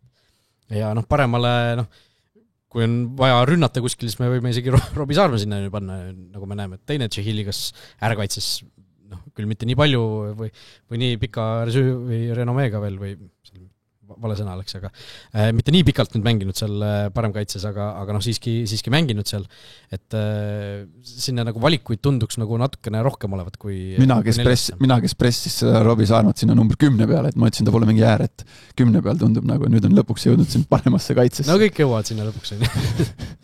See on jah natuke nimeta mulle äärekaitse, Sinjavski näol on meil teoorias olemas üks väga hea nii-öelda wingback, siis Larseni kohta ma ei tea, aga ilmselt kui ta iganädalaselt mängiks selles 5. liinis wingbacki, oleks ta ka päris kasulik seal. Kõik meie äärekaitsed on ju tulnud ülalt poolt, samamoodi ju Larsen, samamoodi Saliste, kõik alustanud ju ründava mängijana, ründava äärena ja lõpuks läinud nagu vajunud Turr, vanemast ajast Kams. Me rääksime, sina ka ju mängisid alguses ühes pool. See on see klassika, eks ole, et igast heast mängijast saab parem kaitse. Keegi ei kasva jalgpalluriks, nii et ta tahaks saada Gary Neville'iks. Ei no ma ütlen, me üks saade ju rääksime ka, sina vist vaidlesid vastu mulle isegi või nagu kuidagi mäletaks vähemalt, et paljud ju mängijad, kes jõuavad profiks, nad on ju tulnud noorte võistkondest, kus nad ongi parimad mängijad ja parimad mängijad sa ju ei pane äärekaitsesse, paned ikkagi ettepoole, kus ta lööb väravaid. Äärekaitse on teada alati olnud see, et seal mängivad need vennad. No ma ütlen, mina mängisin äärekaitses, kui ma 4. Ken Akerta ju alustas tipuründajana. No täpselt on ju, et seal Ken Kallaste. Jah, Ken Kallaste noorematel inimestel tuleb üle. Matis Tell vist, kes just vaatasin, meil on ju tulemas täna Prantsusmaa 21, see minu mõist alustas keskkaitsena vist. Noorte klassides kunagi. Nüüd mängib kõiki positsioone väljakul, kus vaja on, aga ikkagi nagu eespool. Et no. Ragnar Klavan on see sääreründaja. Ja. Ühesõnaga jah, aga ei, meil on kindlasti materjali selle jaoks vaieldamatult, aga et nüüd ongi jälle see, et siis sa kuskilt, eks ole, midagi ohverdad, just nagu keskväljalt. Ja jällegi meil on praegu keskel nii palju neid, eks ole, nagu häid mehi, et keda sinna ära mahutada, et jälle selline luksusprobleem. Kui natuke nagu sellised ajast tagasi minna, siis Häberli mängis 5-3-2-ga. Et meil on 2 ründajat on praegu ju, või okei, meil on Alex-Mattias Tamm, kui ta hakkaks seal uuesti mängima, siis oleks nagu üks väga hea vend seal olemas. Ja sul on mingid Zappinid, Paalbergid, kes iganes sinna ette võib panna Alex veel juures. Ja keskväljale 3 mängijat, keskväljale on meil valikud praegu ju palju, et sinna nagu... Saat ei pea seda käiti ka selle ääre peal mängitama, eks ole, saaks nagu käidi lükkad 10 peale seal kuskile ja ülemiseks poolikuks. Või sinna, ta on ju allpool ka koondis väga hästi. See pole vahet, kastist kastini. Et seal nagu justkui joonistuks nagu paremini see pilt kokku, et liigub ikkagi juurde tagasi. Praegu on nagu selles mõttes, mulle selles suhtes see meeldis, et okei, esimene poolaeg ei tööta, siis sa teed teiseks poolaegs, teedki formatsiooni vahetuse, tood 2 uut meest, proovid uusi asju. Sest mis me siin arvutasime enne, eks ole, et Jürgen Enn on küll päris kaua koondise peatreener olnud, aga koondise aknaid pole veel 10 koos, eks ole. 8. Koos selle esimese aknaga, mis tal oli koos Häberliga, sellega oli 8. Arvestame selle juurde, sest et ta oli koondise juures juba siis abitreenerina, et ta ei tulnud tühjast kohast, eks ole. Võtame siin, eks ole, ma millalgi tegin siin vist eelmisel sügisel, eelmise valiktsükli järel selle arvutuse ka, et palju sinna tegelikult sul nagu neid päevi, võtta reisipäevad maha, eks ole, võtta need kogunemise päevad, kõik asjad, kus mõni vend alles seal on eelmine päev mänginud, eks ole, selgelt sa seal nagu väga hullu taktikatrenni ei tee, et ikkagi väga palju sõltub sellest lihtsalt, mis materjali sa sellel korral kätte saad. Pluss veel see, et nüüd on sügis on hea aeg, sest et seal tulevad aknad järjest, kuu aega on vahel, väga palju selle ajaga ei muutu, eks ole, ja mängijatel on ka võib-olla mingid su ideed veel nagu natuke värskemalt meeles. Aga alguses prooviti, eks ole, proovisime rünnata, selgelt oli ju see, et jah, ründamises asi läks väga palju paremaks võrreldes Häberli ajaga, samas oli ka see, et millest me just rääkisime, et kui meil ikka iga mäng mingisugune 25-30 peale lööki tehakse, mõni ikka sisse läheb, eks ole, et nii on... Eriti selle tasemel. Eriti selle tasemel, eks ole, et nii on ikka nagu keeruline ka natuke kuskile jõuda, et natuke jälle balansist väljas, eks ole, et ta otsib seda tasakaalu kogu aeg, nüüd eelmine aken läks nagu ikka täiesti untsu, see Andorra mäng siia juurde, eks ole, aus eksimus Moldova Andorra segamine ajada omast käest, jah. Eks samas selles mõttes, eks ole, see aken oli just nagu õppimiseks, et nüüd tulevad sama tüüpi vastane. Enne nagu väga siin rasvaseid jooni veel ei tõmbaks, kui see Moldova mäng nüüd saab ka ära mängitud, siis näeme, et kas nagu järeldusi tehti, et kui me nüüd ütleme, kui meil õnnestub Moldovat võita, siis meil suure tõenäosusega selles alagrupis nagu miinimumeesmärk on täidetud. Ei meil on praegu juba suure tõenäosusega miinimumeesmärk täidetud, kui me üritame viimast kohta vältida. Kui me räägime sellest, kui miinimumeesmärgist, sest Moldova see väravate vahe on lihtsalt niivõrd palju kehvem. Seda küll, jah. Meil on Norraga mängimata võrsil. Jah, seda küll. Et need siin tuuseldasid ju jälle, eks ole. Haaland 2 korda eksib penaltil ja siis ikka lööb kübara.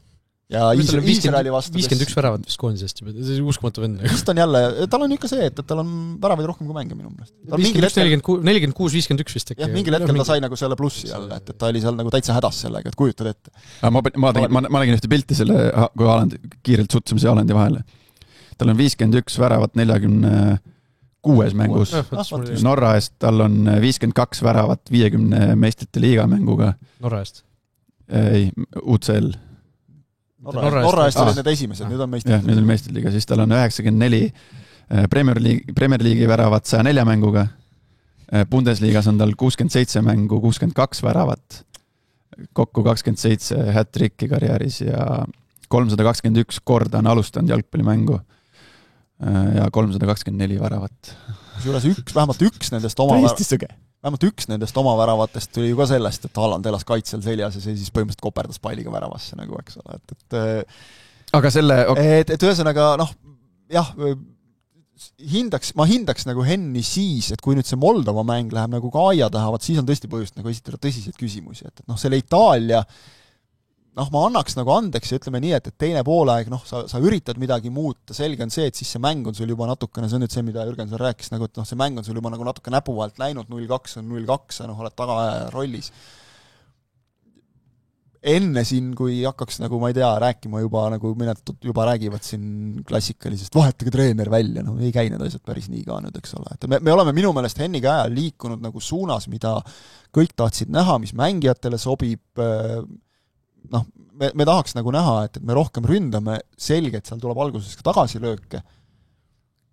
Nüüd Itaalia vastu, järjekordne selline kehv mäng, aga võib-olla lihtsalt oligi Itaalia nii kõva, et kui sa siin vaatad tegelikult Gruusia, kõige lihtsam näide, EM-il väga hästi mänginud, eelmisel suvel. Gruusia, kellel on täielikult superstaarid, Mamardashvilit, Kvaratsheliat, ülejäänud mehed seal isegi mingid sellised korralikud Euroopa kesktaseme mängijad. Võõrsil Hispaania vastu. 0-2 oli selline meelitav seis nende jaoks. Said vist ühe pealelöögi tehtud, seal palli valdamine oli neil minu mõelest miks 17 või 18%. Siukseid asju tuleb. Tuleb muidugi selliseid mänge ka, nagu see, et Fääri saared võidavad Tšehhit eile, või see, et Slovakkia võitis tsükli alustuseks Saksamaad.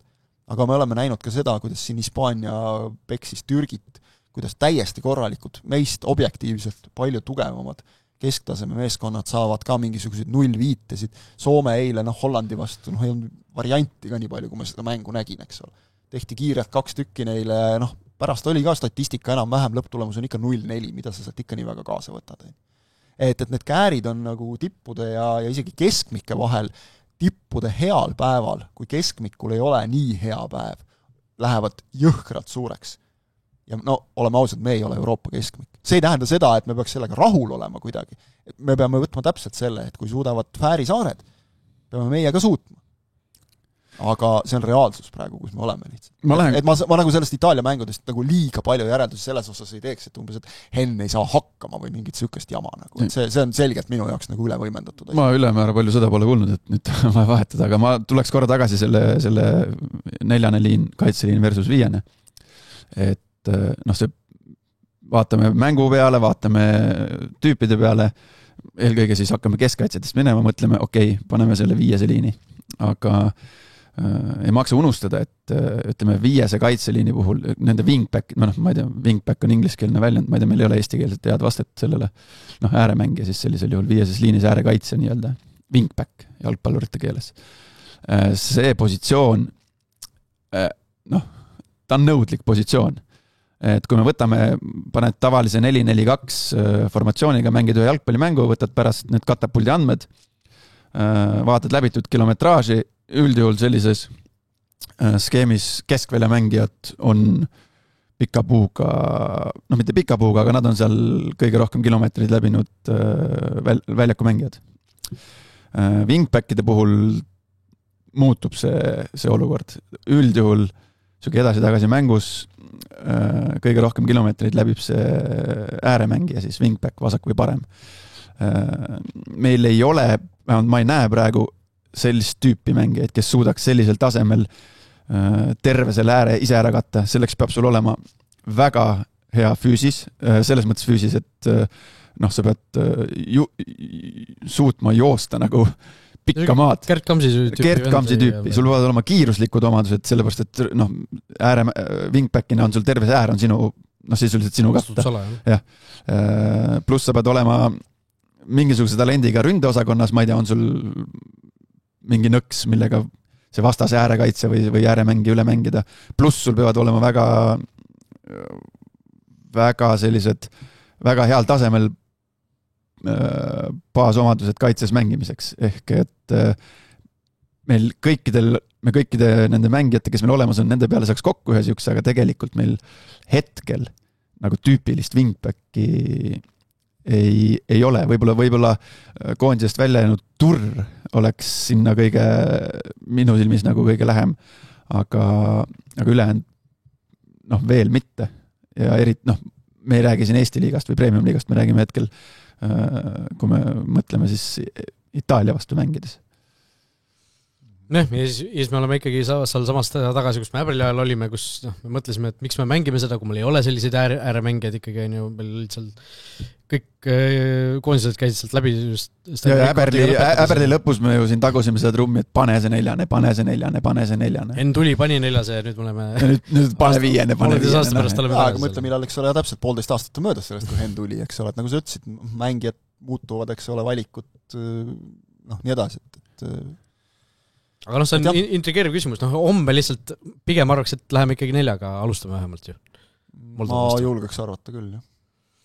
Aga ma ei oleks nagu šokis, kui oleks 5.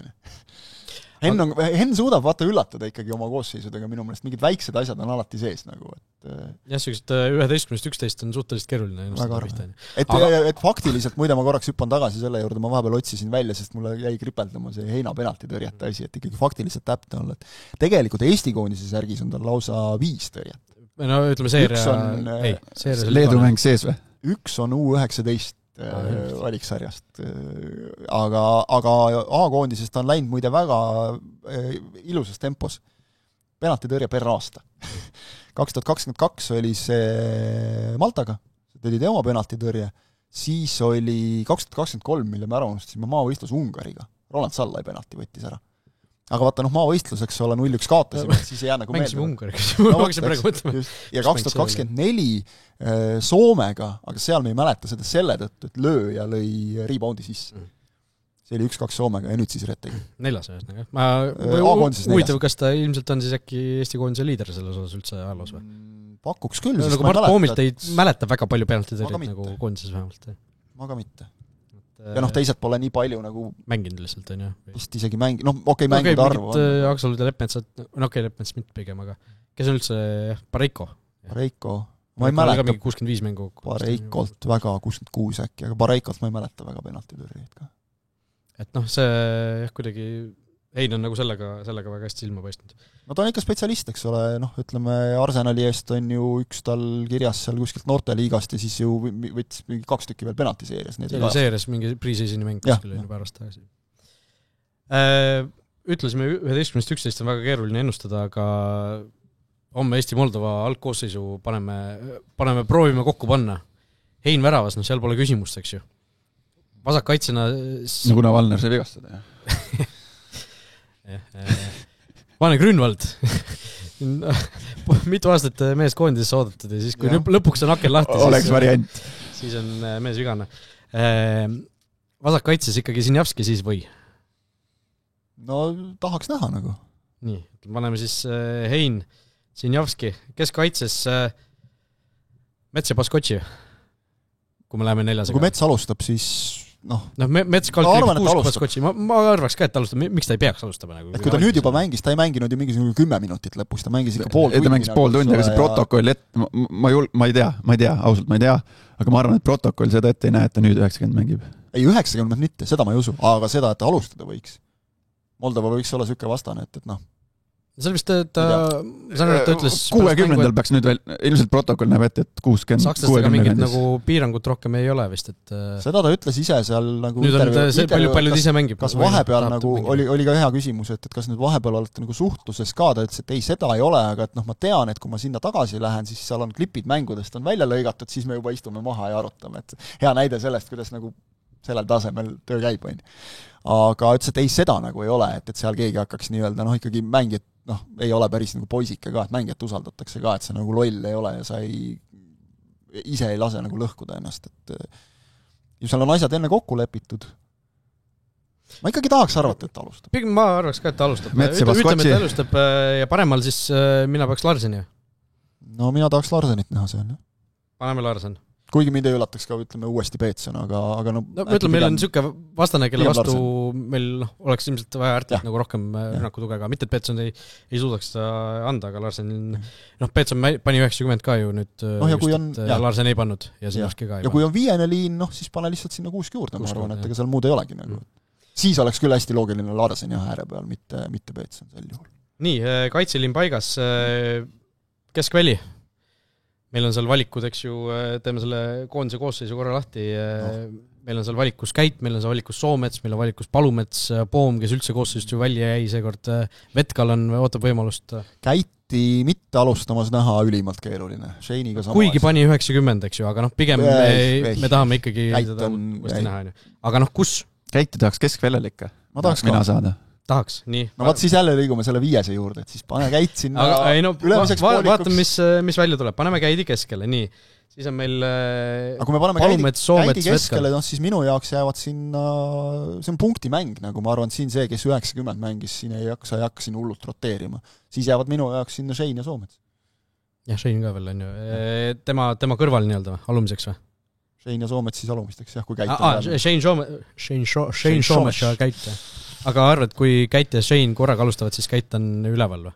Ma pahaks pigem vastupidi. Jah, võib ka vastupidi, selles mõttes ei ole nagu väga suurt vahet. Käit, Soomets ja ei, siis küll, jah. Ma näeks nagu seda kolmikut seal, et Vetkal äkki saab vahetusest miskit. Variandid on veel siis Palumets, Vetkal, Poom, eks ju. Palumets, eks ole, Palumetsast me rääkisime, et ütleme, ega ta oma aktsiaid nagu ei tõstnud selle mänguga nüüd. Erinevalt Soometsast näiteks, kes kindlasti tõstis. Samas ei välista ka Palumetsa alustamist, sest et selge on see, et nagu Hennile see, mida ta pakub, meeldib ja see on teist tüüpi mäng jälle, et sellest võib-olla ei saa Itaalia mängust liiga palju välja lugeda.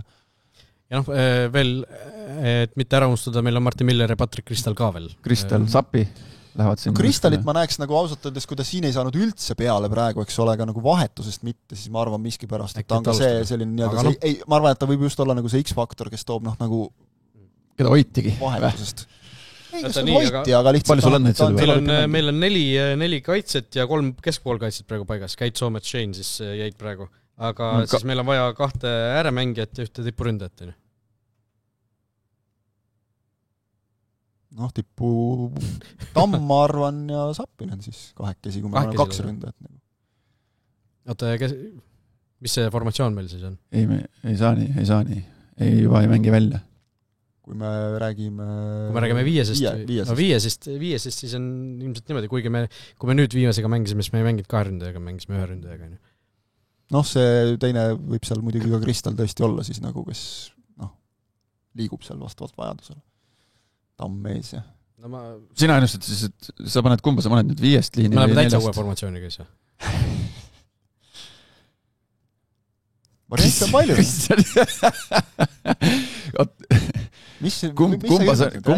Kumba koosseisu paned nüüd 4 või 5 liini? Okei, lähme 4. Me oleme 4, meil on praegu 4 ja 3, meil on 8 meest väljakul, meil on vaja 3 inimest. Me ütleme 2 tükki äärtele. Sappi on ründes, mina arvan. Sappi ründes ja 2 äärt nüüd. Nii, valikud, kes sinna pretendeerivad.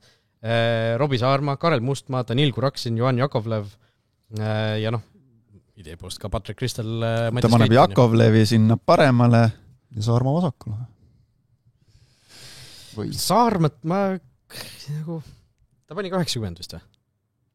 Enam-vähem ju. Jah, vist oli. Ja Saarma, mõnest ta jäi nagu pehmeks selles mängus.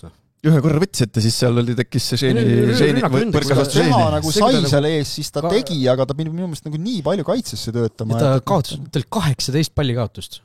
18. No seal oma poole peal, ütleme, ta ikkagi palliga nagu tõustes jäi hätta küll, sellega ma olen nõus täiesti. Ei, Saarma mängis 90. Saarma mängis 90. Minu Saarma nagu ei jätnud tervist. Jah, aga vaat nüüd ongi see, et kelle sa siis paned, kas panedki siis sinna Kristali sinnapoole, Kuraksin ja Mustmaa, Kuraksin jäi üldse välja ja Mustmaa, hea küll, Mustmaa sai mängu, Mustmaa võiks nagu olla seal next up. Ja Mustmaad on Jürgen Enn ju mitu korda maininud ka, et ta on heast küljest näidanud nädala jooksul. Äkki Mustmaa ongi siis, vaata, see kõik ülejäänud valikud on nagu hästi loogilised, võib-olla siis Mustmaa ongi see väike see üks väike pipratera seal nagu see üllatus. Üks Mustmaa. No okei. Ühesõnaga, Hein väravas, Sinjavski, Mets, Baskotši, Larsen, kaitseliin vasakult siis, Käits, Soomets, Shane keskel, Jakovlev, Mustmaa äärtel ja Sapi tipus niimoodi. Saime paika. Noh, vaatame. Tõenäoliselt siis sellisega ei minna. Edastame siis erisoovid või... Mis sulle nalja teed? Ei, mulle meeldib. Okay. Seal on nii palju faktoreid, mis seda või koosseisu mõjutavad. Ei no me ei tea, kuidas seal kellelgi vigastuste või taastumisega läheb, kes seal tõmbas midagi natukene ära, kellel midagi kripeldab kuskil, kes trennis on paremalt nii edasi. Eks me täna saame teada, eks ole, pressikonverentsi ja selle 15 minuti pealt, mida lastakse vaadata. No, tavaliselt saad Jürgen Enni pressikonverentsilt väga palju infot teada. Tohutult. No seda ta ikka üldiselt kui otse nagu küsida, et kas keegi on vigastatud, siis ta ütleb üldiselt. Seda.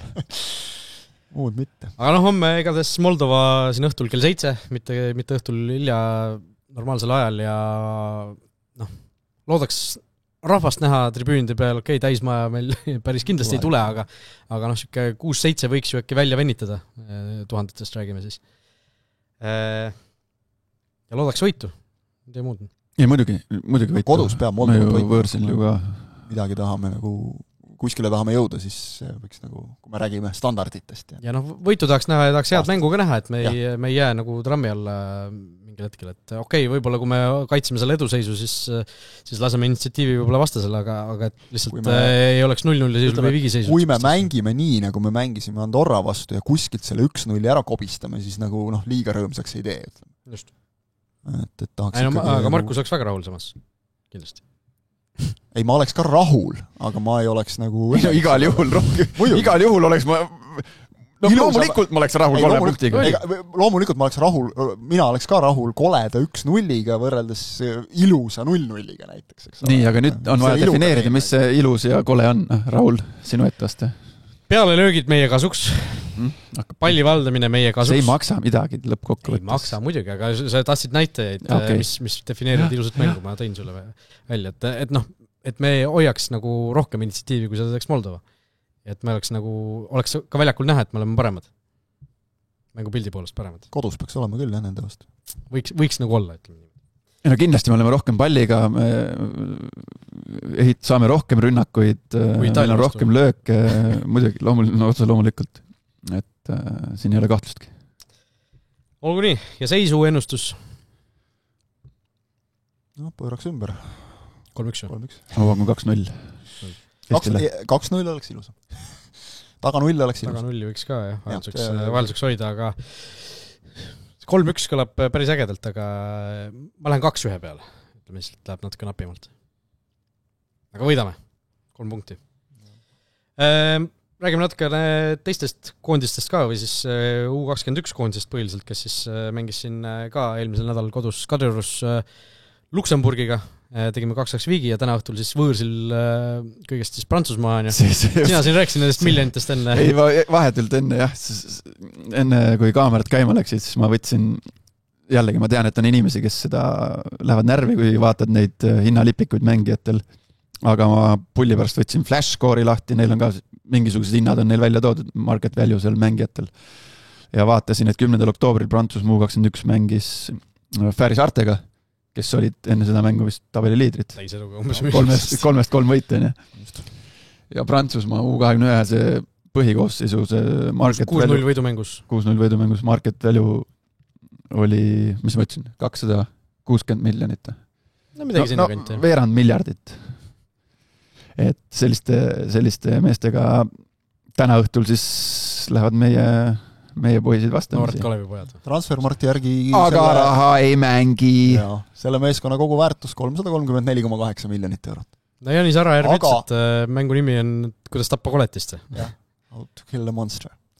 Aga me ei pea siin vaatama isegi seda, eks ole niivõrd, et mis need turuväärtused on, need on ju hinnangulised, vaid Leni Oro 62 miljonit eurot vist, eks ole. Mitte turuväärtus, vaid see, mis ta eest maksti. See, mis ta eest maksti eks ole. Ma räägingi just. Manchester United maksis, mitte... Kas keegi teab sellist mängijat nagu J.D. Convo? 19-aastane keskkaitsja, kes muide istus, või tuli vist vahetusest, aga igatahes ei olnud algkoosseisus Fääride vastu.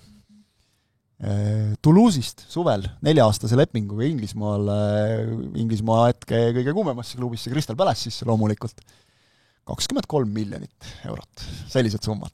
Et seal või see Leslie Ugochukwu, keda, eks ole, Chelsea on ostnud 27 miljoni eest ja müünud edasi Inglismaal seal alla 30 miljoni eest. Wilson Odobeer on ju nii edasi.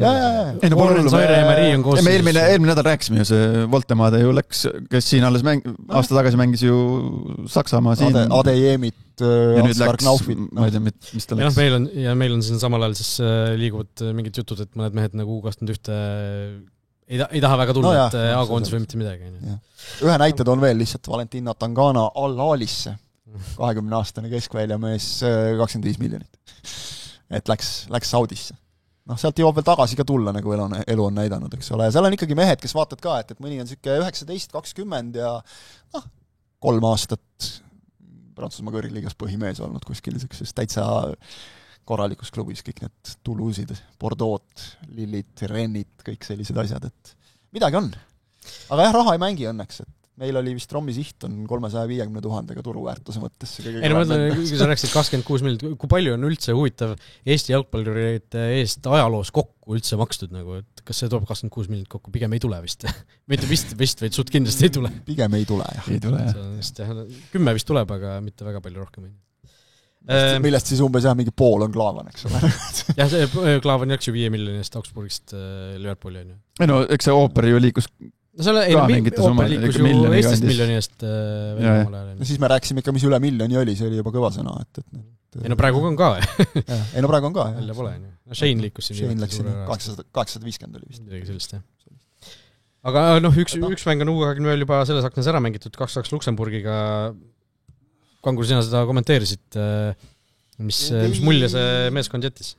Vaat see nüüd jälle jõuame sinna tagasi, eks ole, et 2-2, jälle teine punkt juba, teist mängu järjest ja mõlemad need viigid on olnud sellised, et Šveitsi vastu, kus me midagi ei saanud, tegelikult oli parim mäng, julgen öelda, ma nägin seda esimest Fäärisaarte mängu võõrsil, nägin niimoodi episoodiliselt natukene, et aga nagu seal lõppu nägin ja seal nagu ikkagi see 2-1 pigem nad võtsid jõuga selle ära, see oli teenitud. Šveitsi vastu väga hea mäng iseenesest, kahjuks kaotus, kohtunik tegi ka liiga, seal Eestilt värav võeti ära, mis oleks pidanud lugema tegelikult. Islandi vastu kuidagi mindi täiesti kipsi teisel poolajal, Island oli 10-kesi, andsime mängu ära käest, nüüd Luksemburgi vastu oleks eeldanud, et jätkatakse just nimelt seda head mängupilti ja kõike ja istuti taga kaitses, Luksemburg pressis, Eesti sealt surve alt sööduga välja ei saanud, keskvälja tööle ei saanud, kuigi iseenesest, kui vaatad nagu keskvälja ja seal Oskar Hõim, teame tema taset, võiks olla okei. Eelmistes mängudes ka olnud suhteliselt hea, minu meelest oli puudu Sofjan Kuramist, võrreldes eelmise aknaga kõvasti, kes seal just nagu lõi ja ehitas ja tekitas, hakati ju kohe juba rääkima et seda meist peaks A-koondis proovima. Mis me siin U21-ga, eks ole, teeme üldse. Ja miks ka mitte mingites mängudes juba kuskil. Praegu vigastatud ei ole teda. Ja iseenesest Stanislav Agaptsev lõi värava, väga ilusa värava, tubli, esimesed mängud U21, aga koos seal, võinuks ka nagu koostöö toimida seal ja Jegor Žuravljoviga, ei töötanud need asjad nagu, et Žuravljov oli eraldi võetuna justkui hea, aga keskvälja me käima ei saanud, seal nagu pandi käigud kinni, üritati äärte pealt tulla, töötas jälle see, et Rommi siht on just seesama, see wingback. Eesti 1-1 värav tuli selle pealt, et vasakult äärelt hakati palliga minema ja siht oli esimese mehena värav all, palli ootamas. Hea sööt Žuravljovilt lõi ära, aga kuidagi erakordselt selline, ma ei tea, kas passiivne võib-olla ei ole nagu õige sõna, aga kuidagi nagu julgust ei olnud palliga mängida. Kui rünnakule mindi, siis mindi hästi. Meil on seal olemas selles koondises Toni Varjund, kes on, ma ütleksin, väga hea selles, et tulla pallile vastu seljaga värava poole, võtta omaks, jagada, kogu aeg tehakse vigu tema vastu, vastased on hädas, seal füüsis mängib, ta on kindlasti ka Hollandis nagu igas mõttes nagu jalgpall, vaata tegelikult ta oli siin Eestis juba füüsiliselt nagu tugev 16-aastase kohta, kui ta Floras mängis, ta ei näinud 16-aastane välja kaugelt mitte, või mis 15-aastaselt vist oli juba peal ju, eks ole. Jah, esimesed mängud. Et ta oli siis juba füüsiliselt, sai siin nagu hakkama ja mehistunud kõik need jutud, aga näed, et nagu seda vaimset tugevust on ka juurde tulnud. Et iseenesest nagu materjal on olemas, aga selles mängus see üldse ei töötanud.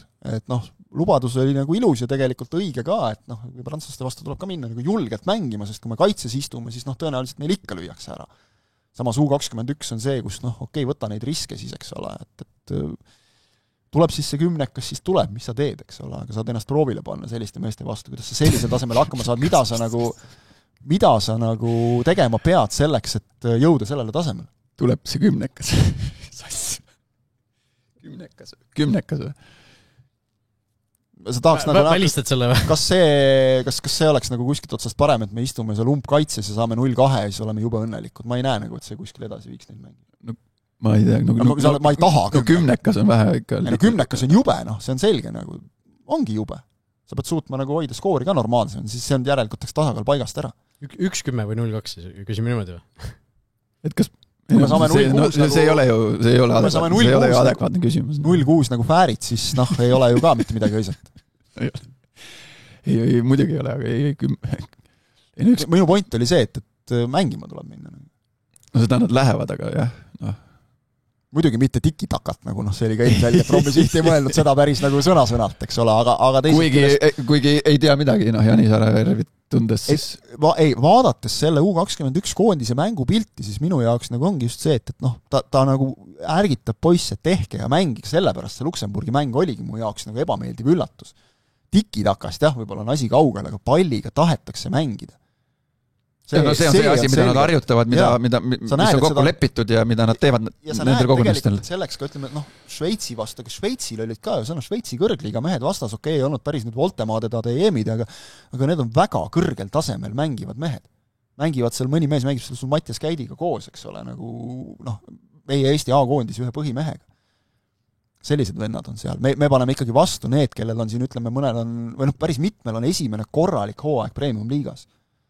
Tasemed ei ole absoluutselt võrreldavad, aga see julgust proovida nende vastu sul peab olema ja need mängud on juba näidanud, noh, Islandi vastu esimesel poolajal see oli olemas, saadi hakkama, teisel kadus ära, siis enam ei olnud mängu. Et kaitses istudes ei ole ka mitte mingisugust arengut nendel mängijatel ei toimu, lõpuks me kasvatame sealt ja mängijaid A-koondisel. Mitte, et see koosseis nüüd ülemäära palju sama oleks kui siis, aga viimati võõrsil väga suure vastase vastu me ju, mis see Saksamaa seis jäi lõpuks, mingi 0-2? Ei, seis jäi 1-4, aga me olime seal mingi 1-2 lõpus olime kinni väga pikalt ja minu meelest Kuraksil tõi posti äkki või mingi olukord oli veel nagu täitsa üsna lõpus nagu ka saada midagi. Ja no siis tulid kas 88 ja 90 pluss. Ma mõtlen, sealt täitsa lõpus ju see skoor natuke kasvas. Et sellepärast oligi see 1-10 siin Tallinnas, see oli noh šokk, et me olime nendega suutnud mängida, aga eks see oli nüüd jälle see ka, et noh, neil oli see ka meeles. Olid veits närvis võib-olla. Ja seal hakkas lumepall veerema, eks ole, et väga raske mäng, aga noh, samas jälle kaotada ei ole ka midagi. Vot nii, aga Eesti või noh, Prantsusmaa Eesti U21 mäng siis täna Sokkernet TV-s 19.30 on see algusaeg Eesti aja järgi ja Kristin Jakangur kommenteerib seda siis, nii et kõik inimesed telekate taha. Kavatsen vaadata. Eesti-Moldovis homme kell 7. Rommi Siht ei saanud sinna kaasa minna või? Tema läks aega teenima. Juba läks vist. Täna alustasid uued ajateenijad. Seal mingi hetke oli mingi jutt, et kas ta saab mingi eriloa. Ma ei teagi, kas see saadi või mitte. Ei ole nagu juttu olnud, et ta oleks koju tulnud, aga ega seal U21 puhul ju alati neid asju ei teavita. Info ei liigu nii kiiresti. Jah, kommunikeeritakse seda siis, kui need koosseisud selguvad mängupäeval. Tema kaotus oleks muidugi valus ilmselgelt. Erik Sorga saime üle tüki aja järel kätte ja andis siis Sokkanetile intervjuu, kus siis avaldas muu hulgas, et on lepingu siis seal Ho Minh City või? Ho Chi Minh City. Selle klubiga igatahes lõpetanud ja on siis uuesti... Juba augustis, nagu ma juba augustis. Eks me püüdsime, kui siin nagu on nurisetud ka, et miks te ei kirjuta temast, et me tõesti püüdsime teda kätte saada. Jah, samamoodi me oleme üritanud kätte saada näiteks Artur Pikka, kelle kohta on ka ju väga pikalt olnud siin nagu vaikus. Põhjendatud küsimused, eks ole, jah, aga kui mängija ei taha rääkida, siis mängija ei taha rääkida. Artur Pikk on Tallinnas. Ei, no ta on mitmel pool, eks ole, siin ja seal nähtud nagu küll Elvas platsi ääres ja igal pool ja kõik, aga jah. Aga mitte siis platsi peal, kahjuks. Mitte platsi peal, jah, paraku. No otsib veel klubi, mina nii peal tean, et loobunud pole. ja üritab ikka veel leida ja ongi kõik, mis tal ikka öelda muud on. Seda ütledki. Ei no võib-olla praegu tekibki juba küsimus, et kas sa oled nagu aktiivne jalgpallur üldse enam, et kui sa oled ju, ta on ju ikkagi olnud Sokkerneti kaudu on ennegi jalgpallurid lepinguid teeninud, kui on vaja üks intervjuu anda äkki üleskutse. Äärekaitseid Eestis nüüd ülemäära palju ei ole, eriti tema nagu CV-ga, et ei no taset ju on ja mehel pole õieti nagu jalgpalluri kohta vanustki olla veel. 32 on ju, Karol Metsa vanune. Teha küll. Aga Sorga siis jah, on uuesti klubi otsimas, on küll endiselt Vietnamis, sai siin isaks vahepeal, eks ju, nagu me aru saime, ei olnud küll plaanis tal oma elus vist isaks saada, aga saatus niimoodi otsustas, nagu ta ütles. Ja tahab siis mängida mitte tipuründes, vaid natuke on allpool nüüd edasi. See on huvitav, et vaata oli mingi aeg, kus nagu talle ei meeldinud, kui treenerid tahtsid mujale teda panna, aga elu õpetab ilmselt. Allpool või ääre peal oli ka variant. Et tal see selgitus oli, eks ole, vist, et päris nagu tema tüüpi sellist ründajat enam ei otsita, tahetakse teistsuguseid, et sai aru ilmselt, et natukene turg on nagu vähe kokku kuivanud, et kui sa nagu ikka väga spetsiifiliselt lähed, siis lõpuks ongi see, et reaalsus on see, et sa oled nagu Robbie Saarma, eks ole, et sind ostetakse päris nagu arvestatava summa eest ründajaks, aga kui treener ütleb, et täna lähed mängid parem kaitses, siis küsid üle igaks üks, kas ma sain õigesti aru, ja siis lähed mängid parem kaitses, mitte ei hakka seal nägusid tegema, eks ole, või ütlema, et kuule, ma ei tahaks, nagu siis treener oleks öelnud, et okei, et siis mängib teine vend ja siis ega sa siis ründajana ka peale ei saa enam pärast. Või nagu Alex-Mattias Tamm ütles, eks ole, et eelmisel aastal võtsin mina meeskonnakaaslase eest rünnakul nagu koha ära, nüüd võttis tema minult, et loogiline, nii käibki. Ei no legionär lähed legionärina meeskonda siis, ja ründajana, siis vahet pole, ole pikk, paks, lühike või käi kätte peal. Väravaid tuleb lüüa, jah. Aga sa pead väravaid lööma. Eriti seal, kus on mingi 2 välismaalase kohta vist umbes. Ja ongi kogu muusika. Et kui neid ei tule, siis igal pool mujal mulle tundub, kui Eestis tehaksegi niimoodi, et siis võetakse järgmine ja ongi nägemist. Ja Sorga puhul, ta on ju 99 sündinud, mis ta on 26, eks ju, vanust on veel nii palju, et sealt nagu mingisugune restart teha jõuaks veel küll, on ju, ajaliselt. Et Eestis seda muidugi ei taha tulla, nagu me saime aru. See on ka mõnes mõttes nagu arusaadav, et kui sul CV on selline, et siis kuskilt teatud elustandardiga harjunud juba seal. Jah, elustandard, aga see on ka üks selline jalgpallimaailma reaalsus, mida siin Eestis tegutsevad agendid on nagu öelnud, et kui sul ikkagi kellelgi on juba kuskil see, nüüd viimastel aastatel on ainult paremaks, eks ole, et tõesti meil siin minnakse, toome selle sisse-igas või eks ole, et tõesti saab minna Paidest Bundesligasse ka, et seda võib-olla nii palju ei vaadata, aga ju on kohti, kus seda vaadatakse ka, et kui ikkagi mängijal on kuskil kirjas kas või mingisugune välismaa noorteakadeemia või midagi, siis natuke MLS-is väraval on mees ikkagi tõstetakse natukene teise virna seal kuskil nii-öelda piltlikult seal CV-des. Palju ta lõi MLS-is? MLS-is ühele kindlasti. Palju ta üldse kokku on löönud pärast seda Floras, kui ta lõi siin 40 või palju ta lõi? 40 kokku vist ei tule. Aserbaidžaanis lõi vahepeal isegi üsna okeilt mingi 5-6 hooaeg äkki või? Per mäng nagu oli seal vist täitsa normaalne statistika. Jah, selles suhtes, et ta ei olnud seal, et ta lõi 30 mängu ja 1 värav, et ta lõi seal mingi 5-6 tükki vähemalt ju hooaega või? 5. Sumkait. Võtta palju kokku on löönud pärast Florast lahkumist? Koondisel on vist 3 tükki löönud. MLS-is 1. Erste divisis 3. Allsvenskanis 1. On igal pool jalavalgeks. 5 väravat. 5 väravat. Bulgaaria kõrgliigast tuleb 2 juurde ehk 7. Bulgaaria oli ta ka veel. Ja siis Sumkaitist tuleb 5 ehk siis... Oda ja Hodžimis ta oli ka ühe või üllind? Ma vaatasin praegu liigaväravaid tegelikult isegi, et siin natukene teiste pealt tuleb. Okei, paneme siis kõik, siis on 1, 5... jah. 14. 14 väravat ja mitu aastat. Koondis oli ka mingi 3 tükki vahepeal. Alates 2020... 2019 oli see hooaeg ju... Alates 2020. Viimase siis 6 aastaga sellist. 31 lõi siis sellel viimasel hooajal, selle pealt läks. Nii et sellised jutud siis Sorgal loodetavasti siis leiab endale koha, kus ta saab mängida ja saab siis uuesti väravaid lüüa, sest aasta tagasi ta oli veel ju koondise mängija tegelikult. Et ka Jürgen Enniga ajal. 2 mängu 2024. Nii, kas meil on midagi selle pealt ei sõida koondisesse? Jalgpalliteemalist veel. Georgi Dunjov leidis uue koduklubi endale, eks ju, sealt samast seerie C-st. Jah. kuidagi nagu jah, et kui me siin räägime just, eks ole, sellest koondise keskväljast, siis sinna nagu selle seeria C pealt murda tundub ikka päris... Jürgen Enilt küsisin seda, eks ju, 6 aega tagasi, siis ta ütles, et see tase, liiga tase, midagi selle taha ei jää tegelikult. Selle taha ei jää, aga meil on konkurents lihtsalt päris kõva praegu. Jah, täpselt. Et konkurents on korralik, ütleme mõni aasta tagasi võib-olla oleks sealt, poleks küsimustki, eks ole, et tule ja tee, aga just see, et mis see ekstra nüüd on, mida nagu peab pakkuma Dunjov, et seal nagu on küsimusi. Selles mõttes on huvitavad päevad, kellele meeldib see jalgpalli selline erilisem külg natukene, et meil võivad siin mingid väga huvitavad koondisid hakata MM-ile jõudma, et mängitakse ju mujal ka neid. Kabore pani kübara, see jah, aitas vist selles mõttes päris kõvasti, et neil on reaalne võimalus saada grupis, mahtuda siis grupi teise koha meeskondade arvestuses 4 parema hulka ja siis saada sealt kaudu, sest seal on veel hirmus pikk tee, seal on see, et siis sul on need mandrite vahelised poolfinaalid, kust siis üks saab lõpuks ainult edasi, et iseenesest põnev. Ei no põnev kindlasti, 48-st, mis on 16, tuleb Euroopast, jah? Täna on siis Roheneme saarte suur hetk. Kas nad saavad nüüd nagu nad pidid ju saama juba eelmine kord tegelikult, aga kohtunik võttis ära. Kohtunik võttis ära, jah, nägi suluseisu. Nägi arusaamatut suluseisu, võttis ära. Aga seal varri ei ole siis üldse või? Seal ei ole varri. Argument varri kasuks. Eswatinit tuleb võita. Ja oli vist, homme oli see mäng, kus on ju Benin on praeguse seisuga lükkamas välja nii Lõuna-Aafrikat kui Nigeeriat. Aga neil on viimane mäng on Nigeeriaga võõrsil, ehk et mitte lihtne. Ja Aubameyangi Gabon on ka vist suht heas seisus. Gabon on kindlustanud endale alagrupis teise koha ja kindlasti nagu nemad mahuvad kindlasti nende 4 parema teise koha. Neil vist on isegi variant otsa saada veel või? Ei ole enam.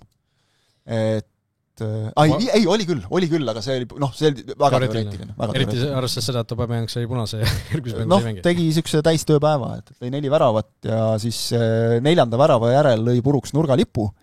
Selle eest sai esimese kollase ja siis natuke hiljem tegi mingi asja seal veel, sai teise kollase ja nägemist. Aga neil on kindlasti tagatud nagu jah, see, et nad saavad sinna play-offi vähemalt. Ja Lõuna-Ameerikas asjad juba tükk aega tagasi läbi või tükk aega tagasi, aga seal oli rohkem küsimus see, et kes ei saa, Tšiili ei saa lõpuks, seal vist 10 võistkonnast äkki 7 said otse edasi ja 8 saab play-offi või midagi sellist. 6 sai vist otse ja 7 play-offi, midagi sellist. Üle poolega ta on alati on sellised, peksupoisid, eks ole, aga Tšiili on kuidagi viimasel ajal kukkunud sinna, nagu see ei ole üllatus isegi nagu väga suur, et nad enam ei saanud. See kuldne põlvkond lõpetas neil ära mingi hetke ja MM läheneb suure hooga.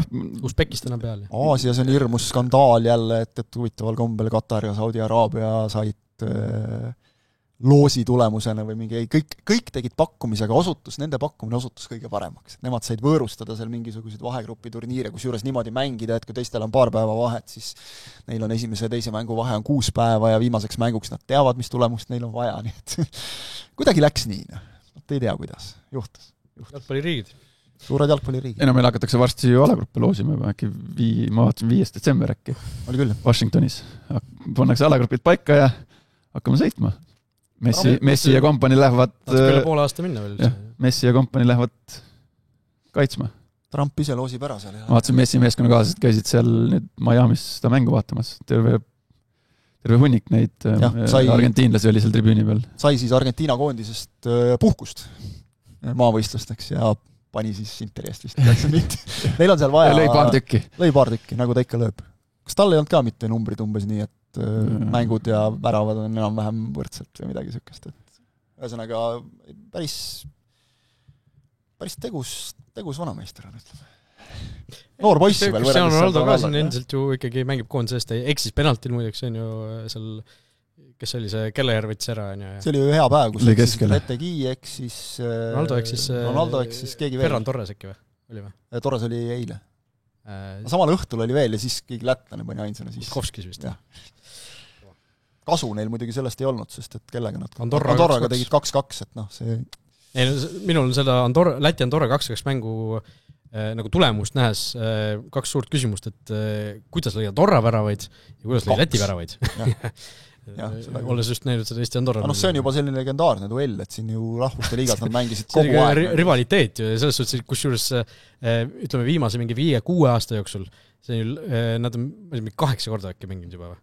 Ja ma arvan, Lätil on mingi 1-2 võitu äkki või? ja, kogu aeg koperdasid selle. Läti ju vaata oli, sellepärast nad olidki seal D-divisionis, et nad ei saanud sellest Andorrast ka mööda kuidagi, siis tuli keegi kolmas kuskilt, võttis alagrupi esikoha ja vaatasin korra, Messil 27 mängu, 26 väravat MLS-is hetkel, enam-vähem. Pluss söödud. MLS-i kogu saldo... Sööt endale ka päris korralikult. Midagi on, jah. MLS-i kogu saldo on tal 52-47. See on Haalandlik, on ju. Haalandi kohta mul tuli meelde, et keegi just mingi hetk ütles, et vaata, Harry Kane'i lepingu pikendamise ümber oli küsimus, et kas ta jätkab nagu Bayernis või siis tahab ikkagi tulla nagu tagasi Inglismaale, et see Shearer'i rekordi üle lüüa, on ju. Shearer 260, Kane 218 praegu, eks ju. Ja siis, et paar aastat mängid veel Bayernis ja tuled, paar aastat Premier League'is ja paned nagu kotti ja siis kuskil Twitteris oli vist mingi lõim, kus keegi ütles, et et tuled teed sul Shearer'i rekordi üle suure higi ja vaevaga, siis sul läheb mingi aasta-2 veel ja Haaland tuleb nagu tagant tegelikult nagu päriselt praegu. Haalandil on 94 väravat, mis sa lugesid ette? Ja seda siis 3 hooaja ja paari kuuga. Et ja tulete meelde Shearer 260, eks siis Ja Haalandi leping on ju mingi 100 aastat veel lõpusin, et selle lõpetuseks 104 mängu ja 92 väravat. Et selle lepingu lõpetuseks võiks see 260 nagu käes olla praegu see tempoga ja rohkem veel, on ju. Ja siis ma vaatan praegu lihtsalt, kuna mul on see Messi Wikipedia lahti, siis et mees suutis isegi Barcelonas teha 520 mängu, 474 väravat liigas. Et ma ei tea igast karikad, need naljad kõrvale. Pluss väravasöödud ja... Liigas. 520, 474. Kusjuures ei ole nagu tegemist sellise puhta ründajaga, eks ole, kes nagu tambib nagu Haaland, et andke pallid ette, panen võrka. Ei no need kõik need numbrid on ju, need on ju välja arvutatud kui need numbrid juba tulid, mis see Haaland peab lööma nüüd järgmised 15 aastat keskmiselt, ma ei tea, 40 väravat, et jõuda sinna Messi ja Ronaldo tasemele. Cristiano Ronaldo koondise numbrid siis ka vahepeal tasub nagu uuesti vaadata, et kus ta nüüd jõudnud 224, 141. 220. Mõlemas arvestuses maailmarekordi mees on ju, aga lihtsalt, kui sa teed mõlemad pooleks, siis need on nagu reitsid nagu numbrid, põhimõtteliselt mingid sellised Lewandowski numbrid nagu. Kui sa teed need pooleks 112-70. Väga täpne määratlus, et maailmarekordi mees, et tegelikult me oleme arvanud, et naistel on nagu tohutult suuremad, eks ole, need numbrid, aga ta hakkab isegi seal juba järele jõudma. Mis see naiste rekord, mingi 250 või? Rohkem isegi. Mänge? Jah. 354. 350, okei. Siis ei hakka veel. Jah. Mis tal oli praegu? 224, jah. Okei, 240 on vaja täis saada, et esikümnesse jõuda, aga siis sealt tegelikult, ütleme, 276 on juba 5. koht, et see kui sa vaatad nagu, on tehtav, ütleme. Aga ja mõlemad lähevad MM-ile. Vaata, kui me siin eelmise MM-i lõpus rääkisime, et ei tea nüüd, mis nüüd ja kõik see foon oli selline, siis... Me rääkisime pigem nii, et kõik on. Ja nüüd oleme siin 3,5 aastat hiljem, Messi läheb, Ronaldo läheb, mõlemad on vist, ma ei tea, kas Portugal on ka kindlustanud ja põhimõtteliselt. Portugal on ka, ei ole vist kindlustanud veel. Kindlustanud ei ole, aga selgelt. Nad nüüd ju koperdasid seal Iirimaa otsa, aga Ronaldol lihtsalt on ka see suur number, et 805 klubiväravat pluss 141 koondise väravat, see on kokku siis 946 praegu. Ja ta ei ole mingit saladust teinud, et 1000 tuleb ära. Ta tahab seda püüda. Ta on väga selgelt öelnud, et tema ta Messi vaata ei ole nendest numbritest nii hullult kunagi rääkinud, aga Ronaldol on need ikka olnud alati. Ronaldo saab veebruaris 41. Vaati nagu see. Aga samas vaata talle peale, eks ole, ma ütlen endiselt, pane kõrvuti Ronaldo ja Wayne Rooney, üks on teisest paar aastat noorem. Kumb? Seal on väike vahe nagu. Rooney on noorem siis vihjeks. Tervislikud eluviisid käivad asja juurde. Mis viib meid siis järgmise teemani või? Ma korra kontrollisin muide, et ei vaata Portugal ju sai Neves lõi ära ju. Said jagu Iirimaast. 90+6. Ma vaatasin võib-olla seisu siis, kui 90+5 käis veel. Neil on 3-3, et nad on sisuliselt, nad on... See oli muidugi kirjutatud jälle, et Diogo Jota, see parim sõber, lõi selle võidu värava ja... Palju on vahel ilus. Aga see tervislikud eluviisid viisid meid siis lõpuks siia viimase teemani 1,5 tundi hiljem.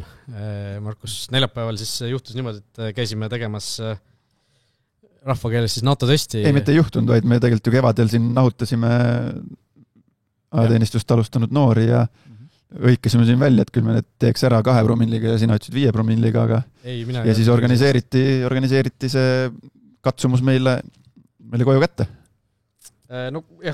koju kätte ei organiseeritud, pidi ikka Tallinna spordihalli minema selleks, aga kutsuti spordiajakirjanikke, siis erinevaid spordipodcaste ja kõiki asju, mängumehi küll näha ei olnud seal, Siim Rauda oli vist väidetavalt kuskil, kui siin midagi ette teinud juba, aga tulemused on kuskil Kalevi all olnud seni vist. Aga noh, igatahes seal oli kohal Parkonen ei tulnud? Parkonen ei tahtnud teha? Sellises vanuses mehed on kõik mingid vigased ja mingid 100 vabandust on alt, et oleks ikka Andres sõbra võinud võtta. Tõtt, mis oleks? Kus jäid? Ära vaata siiapoole, vaata sinnapoole. Ja ta käis? Aga vaata siis mu töögraafikut. Mina pakkusin, et kes tahab tulla see... Ja töögraafik oli selleks ammu. Kätemeri oli või? Oli Kätemeri või? Ei, Kätemeri ei olnud, seal oli... Mõned inimesed olid isegi väga ausad ja ütlesid, et nad ei mõelnud isegi vabandusi välja, et mul on töö, ma ei saa seda muuta, vaid öeldi, et ma ei viitsi. Näiteks. Et selline suhtumine siis oli, aga noh, see ei, no päris täpselt oli, ma nagu mäletan, oli üks argument oli see näiteks, et kätega võrdlusi ma võin kodus nagu teha, et ma ei pea selleks võrdlema teisi. Et noh, kusjuures tegelikult, mis selles mõttes on nagu õige, et noh, loomulikult seal on alati see väike, ma ei tea, kuivõrd seal te oskate öelda, palju seal nagu seda võistlusmomenti tekib, aga ikka natuke vist. Ei no selles suhtes, et kui sa üksi teed tabeliga, aga noh, põhimõtteliselt sa võid teha nagu ka üksinda, et selleks ei pea ootama, millal keegi testi korraldab, eks ole. Aga noh, eks seal siuke moment, kus sa teadki, et nüüd on see üks kord, kus sa teed ikkagi võib-olla natukene paar tükki jõuad rohkem teha, kui võib-olla ei, see on kindlasti teistmoodi, loomulikult, nagu iga asja. Aga noh, lõpuks kohale ilmus siis, ma ei tea, üle 10, alla 20 vist, ma kokku ei lugenud neid. Äkki oli 14. No võtta, midagi sellist, et ajakirjanik erinevatest toimetustest oli ERR-ist inimesi, oli Õhtulehest inimesi, oli Delfist inimesi ja tegid siis peaaegu kõik, tegid selle testi ikkagi lõpuks ära, on ju. Et noh, lihtsalt selgituseks, et ega meie ka ju, kui me eelmine kord rääkisime sellest, siis detaile nii täpselt ei teadnud, on ju.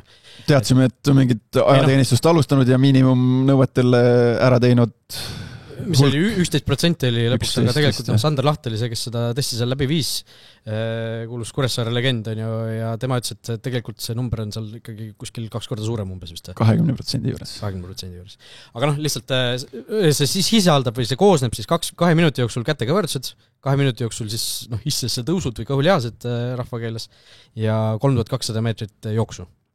Ja vastavalt vanusele ja soole on siis mingisugused punktitabel on ju, et palju sa pead siis ära tegema ja 180 punkti on vaja selleks, et läbi saada. Mina teadsin seda, et 180 punkti on vaja läbi saada, aga mina ei teadnud seda näiteks enne seda testipäeva, et see 180 punkti ei ole see, et sa teed 100 punkti kätega ja 100 punkti kõhulihasid sealt tehtud, vaid sa pead saama igas vähemalt 60 punkti, et läbi saada.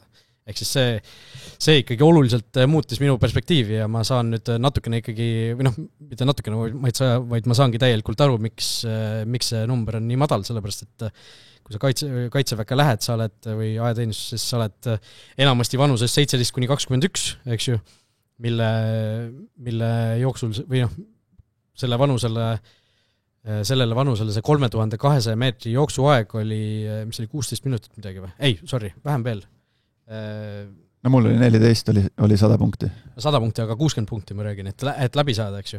Et see oli ikkagi tunduvalt väiksem, mis see arv lõpuks oli, et mina kusjuures ei jooksnud seda näiteks seda 17-21 vanuse aega ei jooksnud ära seekord, kui me tegime. Ehk siis ma saan aru tegelikult jah, miks see niimoodi on, et jah, 15-45 umbes on vist aeg, mis oleks pidanud jooksma, et läbi saada 17-21 vanuses. Ja kui sa ei ole nagu selline jooksmas käia või selline ikkagi üsna treenitud inimene, siis seda on nagu nullist päris keeruline niimoodi ära joosta. No nullist muidugi. No see on alla 5 minuti kilomeetri tempo. Kui ma leidsin õige tabeli, siis 15-54 vist. Aga see kilomeetri aeg on mingi 4-57, mis ma arvutasin vist, et sellega 3 kilomeetrit on ikka päris nagu tükk tegemist, et ära kannatada. Aga samas, eks ole, siin on ju see point, et me võrdleme nagu varasemaga, eks ole, et ega siis olid ka 17-21 vahemikus, eks ole, see protsent on kukkunud, see on nagu olnud see probleem. No selles suhtes küll on ju. Ei no, see on ka loogiline, et inimesed on ju rohkem, ma ei tea, istuvad sõnuviisis ja neid lävendeid on tegelikult pehmendatud päris märkimisväärselt, nagu ma aru sain, aga Kaitsevägi ju luges meile ka sõnad peale, et palun ärge hakake ärge hakake sellises toonis nagu, et kuidas te ei saa ja miks te ei saa ja mina sain nagu selles suhtes, kui ma nüüd süvenesin ja sain nagu rohkem teada selle testi kohta, ma ütlen, ma seda ei teadnud, et sa pead igal alal vähemalt 60 saama, et nagu läbi saada, et ma arvasin, et see mänguruumi on rohkem, et siis ma nagu ikkagi mõistan, miks seda jooksu nagu ära ei tehta, Lahti ütles ka, et jooks on põhiline, millega ju nagu ikkagi nii-öelda läbi kukutakse, et seal, aga see aeg ei ole ka nüüd nii võimas, et nagu ütleme, regulaarselt ennast liigutav ja jooksev inimene võiks ikkagi suuta selle lõpuks ära teha. Ja ma ei tea, trenni võiks teha, see ju, ma ei tea, parandab elukvaliteeti tegelikult, et ma just siia tulles mõtlesin, et huvitav, et mida nagu öelda, kuidas nagu inimesi motiveerida või mismoodi neid nagu panna sellele mõtlema või mis ma hakkasin, et mõtlen enda elu peale, et ma ei tee nagu tegelikult üldse palju selle jaoks. Sa käid ma käin hommikul, võtad. Iga hommik jooksin mingi 7-8 kilomeetrit. Ei no jaa, aga see on tund aega. See on 1 tund. Ei no ajaliselt võib-olla ei ole palju. Paned omale 1 liitrise, paned 1 liitri puhast vett voodi kõrvale, siis ta on sul kogu aeg nina all, sul on meeles vedelikku tarbida, pluss kindlalt soovitan inimestel ikkagi soetada see mingisugune nutikell, mis varem või hiljem hakkab su psühholoogiga mängima, et kui ta sulle iga päev näitab, paneb sulle piltlikult öeldes alerti, et kuuled, et sa oled 18 sammu teinud, et on aeg püsti tõusta, siis pikas sõidus hakkab ta sind ikkagi tagant natukene torkima, ja põhimõtteliselt sellest piisabki, et su unekvaliteet tõuseks, et su vastupidavus kasvaks, et sa oleksid vähem rasvunud ja nii edasi, et ega mina ka siin ei propageeri ju 7 päevaga 13 trenni teha, aga et selleks, et need, ma ei tea, NATO-test, me nimetame seda NATO-testiks, seal Kaitsevägi ise kasutas mingi teine lühend oli, jah. Kuna mul on ees, kehalise ettevalmistuse hindamise normatiivid, ma jääks NATO-testi juurde. Kõlab ilusami. Seal oli isegi mingi teine, minu arust mingi lühend oli see. Et need nagu miinimumnõuetel ära teha, selleks ei pea nagu mingit väga hullu asja nagu oma elus tegema. Kehaliste võimete kontrollimist. Ja need normid on ju kuidagi mingi aja peale kuskil välja kujunenud, et selline võiks olla nagu üks tervislik selles vanuses olev inimene või heas tervises. Lõpuks on see nagu hea selline indikaator, et kas sa teed selle ära või ei tee. Kätekõveldused ja kõhuljahased, kui nüüd nagu selle soorituse juurde minna, siis kätekõverduste puhul, Markus, sa vist said 70 lõpuks tegema. Täpselt 70 ja siis mul on meeles, palju see maksimum mul oli ja siis 71 ma varisesin rinuli kokku. Aga ütleme, see enne seda varisemist, ütleme, 40-50 peal tuli juba nagu, kui sa oleks kuskilt maast leidnud sellise inimese, oleks kiirabi kutsunud nagu, sest see, kus Markuse jalad värisid selle ju, see oli reaalselt niimoodi käis nagu ringi, see oli päris nagu rets vaadata. Ma olen nagu alati mõelnud selle puhul, et kui palju seal nagu, sest üks asi on teha kätekõverdis, aga teine on see, et 2 minuti jooksul, et see tempo nagu, et kas see ei no seal lõpuks ikkagi 2 minutit nagu tervikuna vaja ei lähe, kui sa ma mõtlen just, et kui sa seda nagu Vaat seal ei teagi, ma pärast hakkasin mõtlema, et äkki oleks ikka mõttekas on kiiruga nagu vaata sprindi. Mina hakkasin ka mõtlema, et see ikkagi pigem vist nagu, sest sa tohtisid puhata niimoodi, et sa ei tohtinud käsi tõsta, sa ei tohtinud jalgu tõsta. Ainus variant nagu puhkamiseks või lõdestamiseks oli see, et sa oled nagu sirgate kätte, sirgate tagumikku üles nagu lihtsalt, on ju. Et niimoodi saad ennast natukene liigutada, on ju. Ja nii kõhulihaste kui kätekõverduste puhul oli see, et kui sa natukene juba ennast nagu sellest rütmist välja tõmbad, siis see esimene kordus pärast seda, eriti kõhulihaste puhul, kus sa pead nagu nullist ju püsti tõusma uuesti, on ju. See on nagu üliraske ja kätekõverduste puhul ka iga selle puhkamisega läks nagu järgmine level. Hakkas, kui sa uuesti hakkasid pihta, et oli nagu mitu kraadi raskem oli uuesti. Et pigem nii palju järjest ära teha, kui nagu torus tuleb. Ja mul oli nii, et ma teen üldjuhul üritan jääb päevi vahele, aga üritan hommikuti teha 50 kätekõverdust. 50 on ei, 50 kätekõverdust ja seal NATO testil ka 50 tuli nagu lõdvalt ja kohe, kui sealt edasi läks, siis läks raskeks. Enese ületus läks pihta. Et see miskipärast kipub nii olema, et ega see on ju nagu jalgpallis on ka lisaajaga samamoodi, et ükskõik mis alati lisaaega on hästi raske, sellepärast et su keha on reaalselt harjunud selle 90+ minutiga. Ma üks just täiesti juhuslikult samal õhtul rääkisin oma isaga, kes on seal 50+ vanuse rühmas on ju, ja rääkis ka, küsis, palju kätekevalusi tegid on ju, mina tegin vist 66 lõpuks jäi kirja on ju. Ja siis ta mõtles, et ta mingi hetk mõned aastad tagasi hakkas nagu niimoodi tegema, et ta mõtles, et teeb iga õhtu nagu kätekevalusi on ju, et alustas 10 pealt, et iga õhtu 10 on ju, ja siis järgmine kuu nagu pani 5 tükki juurde, et iga kuu aja tagant pani nagu 5 tükki juurde siis on ju. Praegu teen 70 iga õhtu, et tervitused ja palju õnne, et päris hästi. Mis asja järjest ilusti. Et see sihikindlus ja järjepidevus viib siile ikka. Aga see jooksmine oli ikkagi suht horror, nagu oleks see vähemalt 400 meetrin ring olnud, aga me jooksime sees seal 200 meetrin, 16 ringi. Mõtlen sa, kuskil seal sükse 6. ringi peal mõtled, 10 ringi veel. Ma jooksin veel üksi ka, teised jooksid enne ära, ma olin koos lapsega seal, andsin lapse külale hoida ja ise panin seal üksi. Mul ei olnud tempot või nagu seda kella ja ei olnud ka käe peal, ma ei saanud nagu vaadata ka, kui kiiresti ma jooksen. Jooks oli... Pääselt selle lähe nii nagu torust tuleb kohe alguses. Jooks oli jah, mulle nagu ei valmistanud erilist pingutust. Kerge samm. Kulgemine. See oli jah... Kujutan ette, inimesed on jooksnud ka maratoni staadionil näiteks, ma ei tea, kuidas see reaalne on.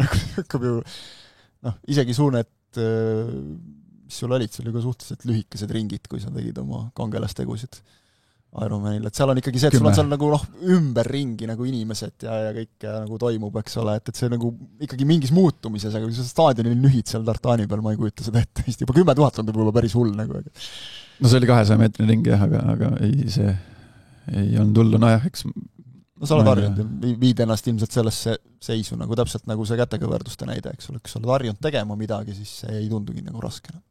Aga vaikselt hakkab asi ära tasuma, et mul siin juhatuse kõige noorem liige, mis nüüd möödunud nädalavahetusel laupäeva hommikul ärkas, ma ei tea, kell 8.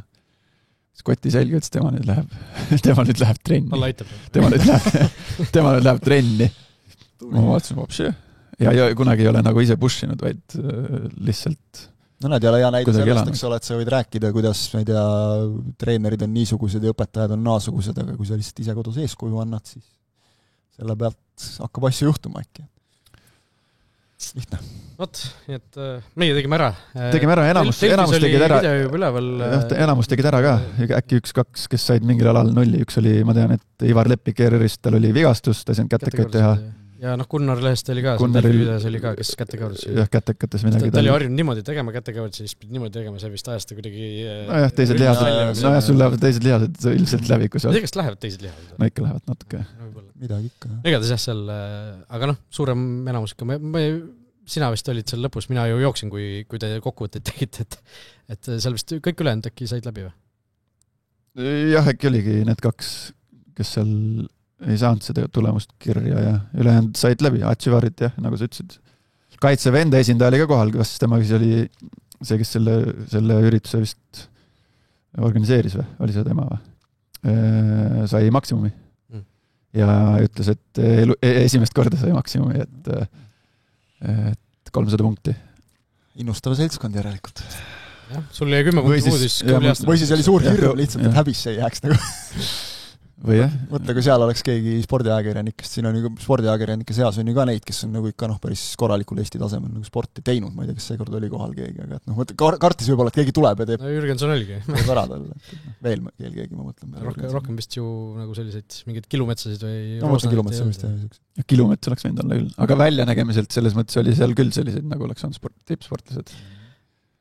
Ja selles suhtes ka, et enamus tegid ära, aga seal see valim oli ikkagi pigem selline, et pigem sellised minusugused ja paremas vormis inimesed, et seal selliseid nagu keda on ka tegelikult selliseid selgemalt vormist väljas olnud inimesi seal kohal ei olnud. Võib-olla seal on natukene see, mis nagu ikkagi paneb nagu inimesi pelgama, ongi see, et umbes, et kui sa ei tee läbi, siis oleks täpselt see, mis te rääkisite, siis oleks nagu põrunud või failinud, eks ole. Et lõpuks see ongi nagu, see on ju see lähtepunkt, et ega me ju seda statistikat meil ju ei ole, et selle käib alati läbi ajakirjandusest, on ta siis 11 või 20%, eks ole, et näed, et ei tee ära, aga nad ei tee ära siis, kui nad tulevad, äkki nad 6 aja pärast juba teevad, äkki ei ole üldse asi nii hull. Jaa, aga seal seltskonnas, seal, kes osalesid, olid ilmselt, ma ei tea, kõikide vaba aja veetmisviisi, aga tundus, et seal olid kokku tulnud sellised ajakirjanikud, kes mingisuguse intervalliga ikkagi sporti teevad. See valim oli nagu natukene vildakas, sest see ei olnud nagu juhuslik valim või kaitseväkke tuleb ka ju ikkagi... aga keegi seal, et seal teeb, aga seal ei ole inimesi, kes teevad 6 korda nädalas trenni, seal on 2-3, mina välja järgta, 2-3 trenni nädalas, 1-2 mingit liigutamist ja juba selle baasi pealt suur enamus vastasid nendele nõuetele, füüsilistele nõuetele. Nii et aga see on tore asi, mida võib-olla kord aastas, kord paari aasta jooksul nagu ära teha ja vaadata, kus sa nagu paikned oma vormi. Aga samas ju see näitab siis sellega ära, eks ole, et kui sa natukenegi liigutad ennast, siis tegelikult see on jõukohane, et kui sa sealt nagu esimese korraga läbi ei saa, siis ei tehta mitte midagi, see on nüüd see probleem, eks ole, et just midagi, nagu tee pisut, eks ole. Täpselt nagu, see, mis sa kirjeldasid, eks ole, see jooksmas käimine ja kõik see, et seal on alati see, oma kogemusestki tean, eks ole, see esimesest nagu korrast üle saada, et kui saaks selle rutiini kätte, siis oleks juba kindlasti lihtsam, et kui sa nagu ilma ei oska enam, eks ole. Vaatad nagu siin neid endisi sportlasi, eks ole, kellel on see, et hirmsad võõrutusnähud tekivad siis, kui nad karjääri ära lõpetavad ja mõtlevad, et nüüd on jalad seinale, nagu, et siis organism ei võta seda vastu enam, eks ole. Jah, aga tasub liikuda, tasub siis ikkagi natukene kas või väikestest sammudest hakata pihta, et nagu me teame, kõige raskemad sammud on need tiimelt püsti saamine, mitte siis juba, kui oled jooksmas. Et variante liikuda on ju palju erinevaid, et ei pea ka jooksma, võib alustada kõndimisest, tempokatest ringidest, nii edasi, et tasub ikkagi enda keha eest ka hoolt kanda. Selline oli pikk ette ja ise järel episood 344. Aitäh kõigile, kes meid vaatasid, kuulasid ja kohtume juba järgmisel nädalal. Kõik head!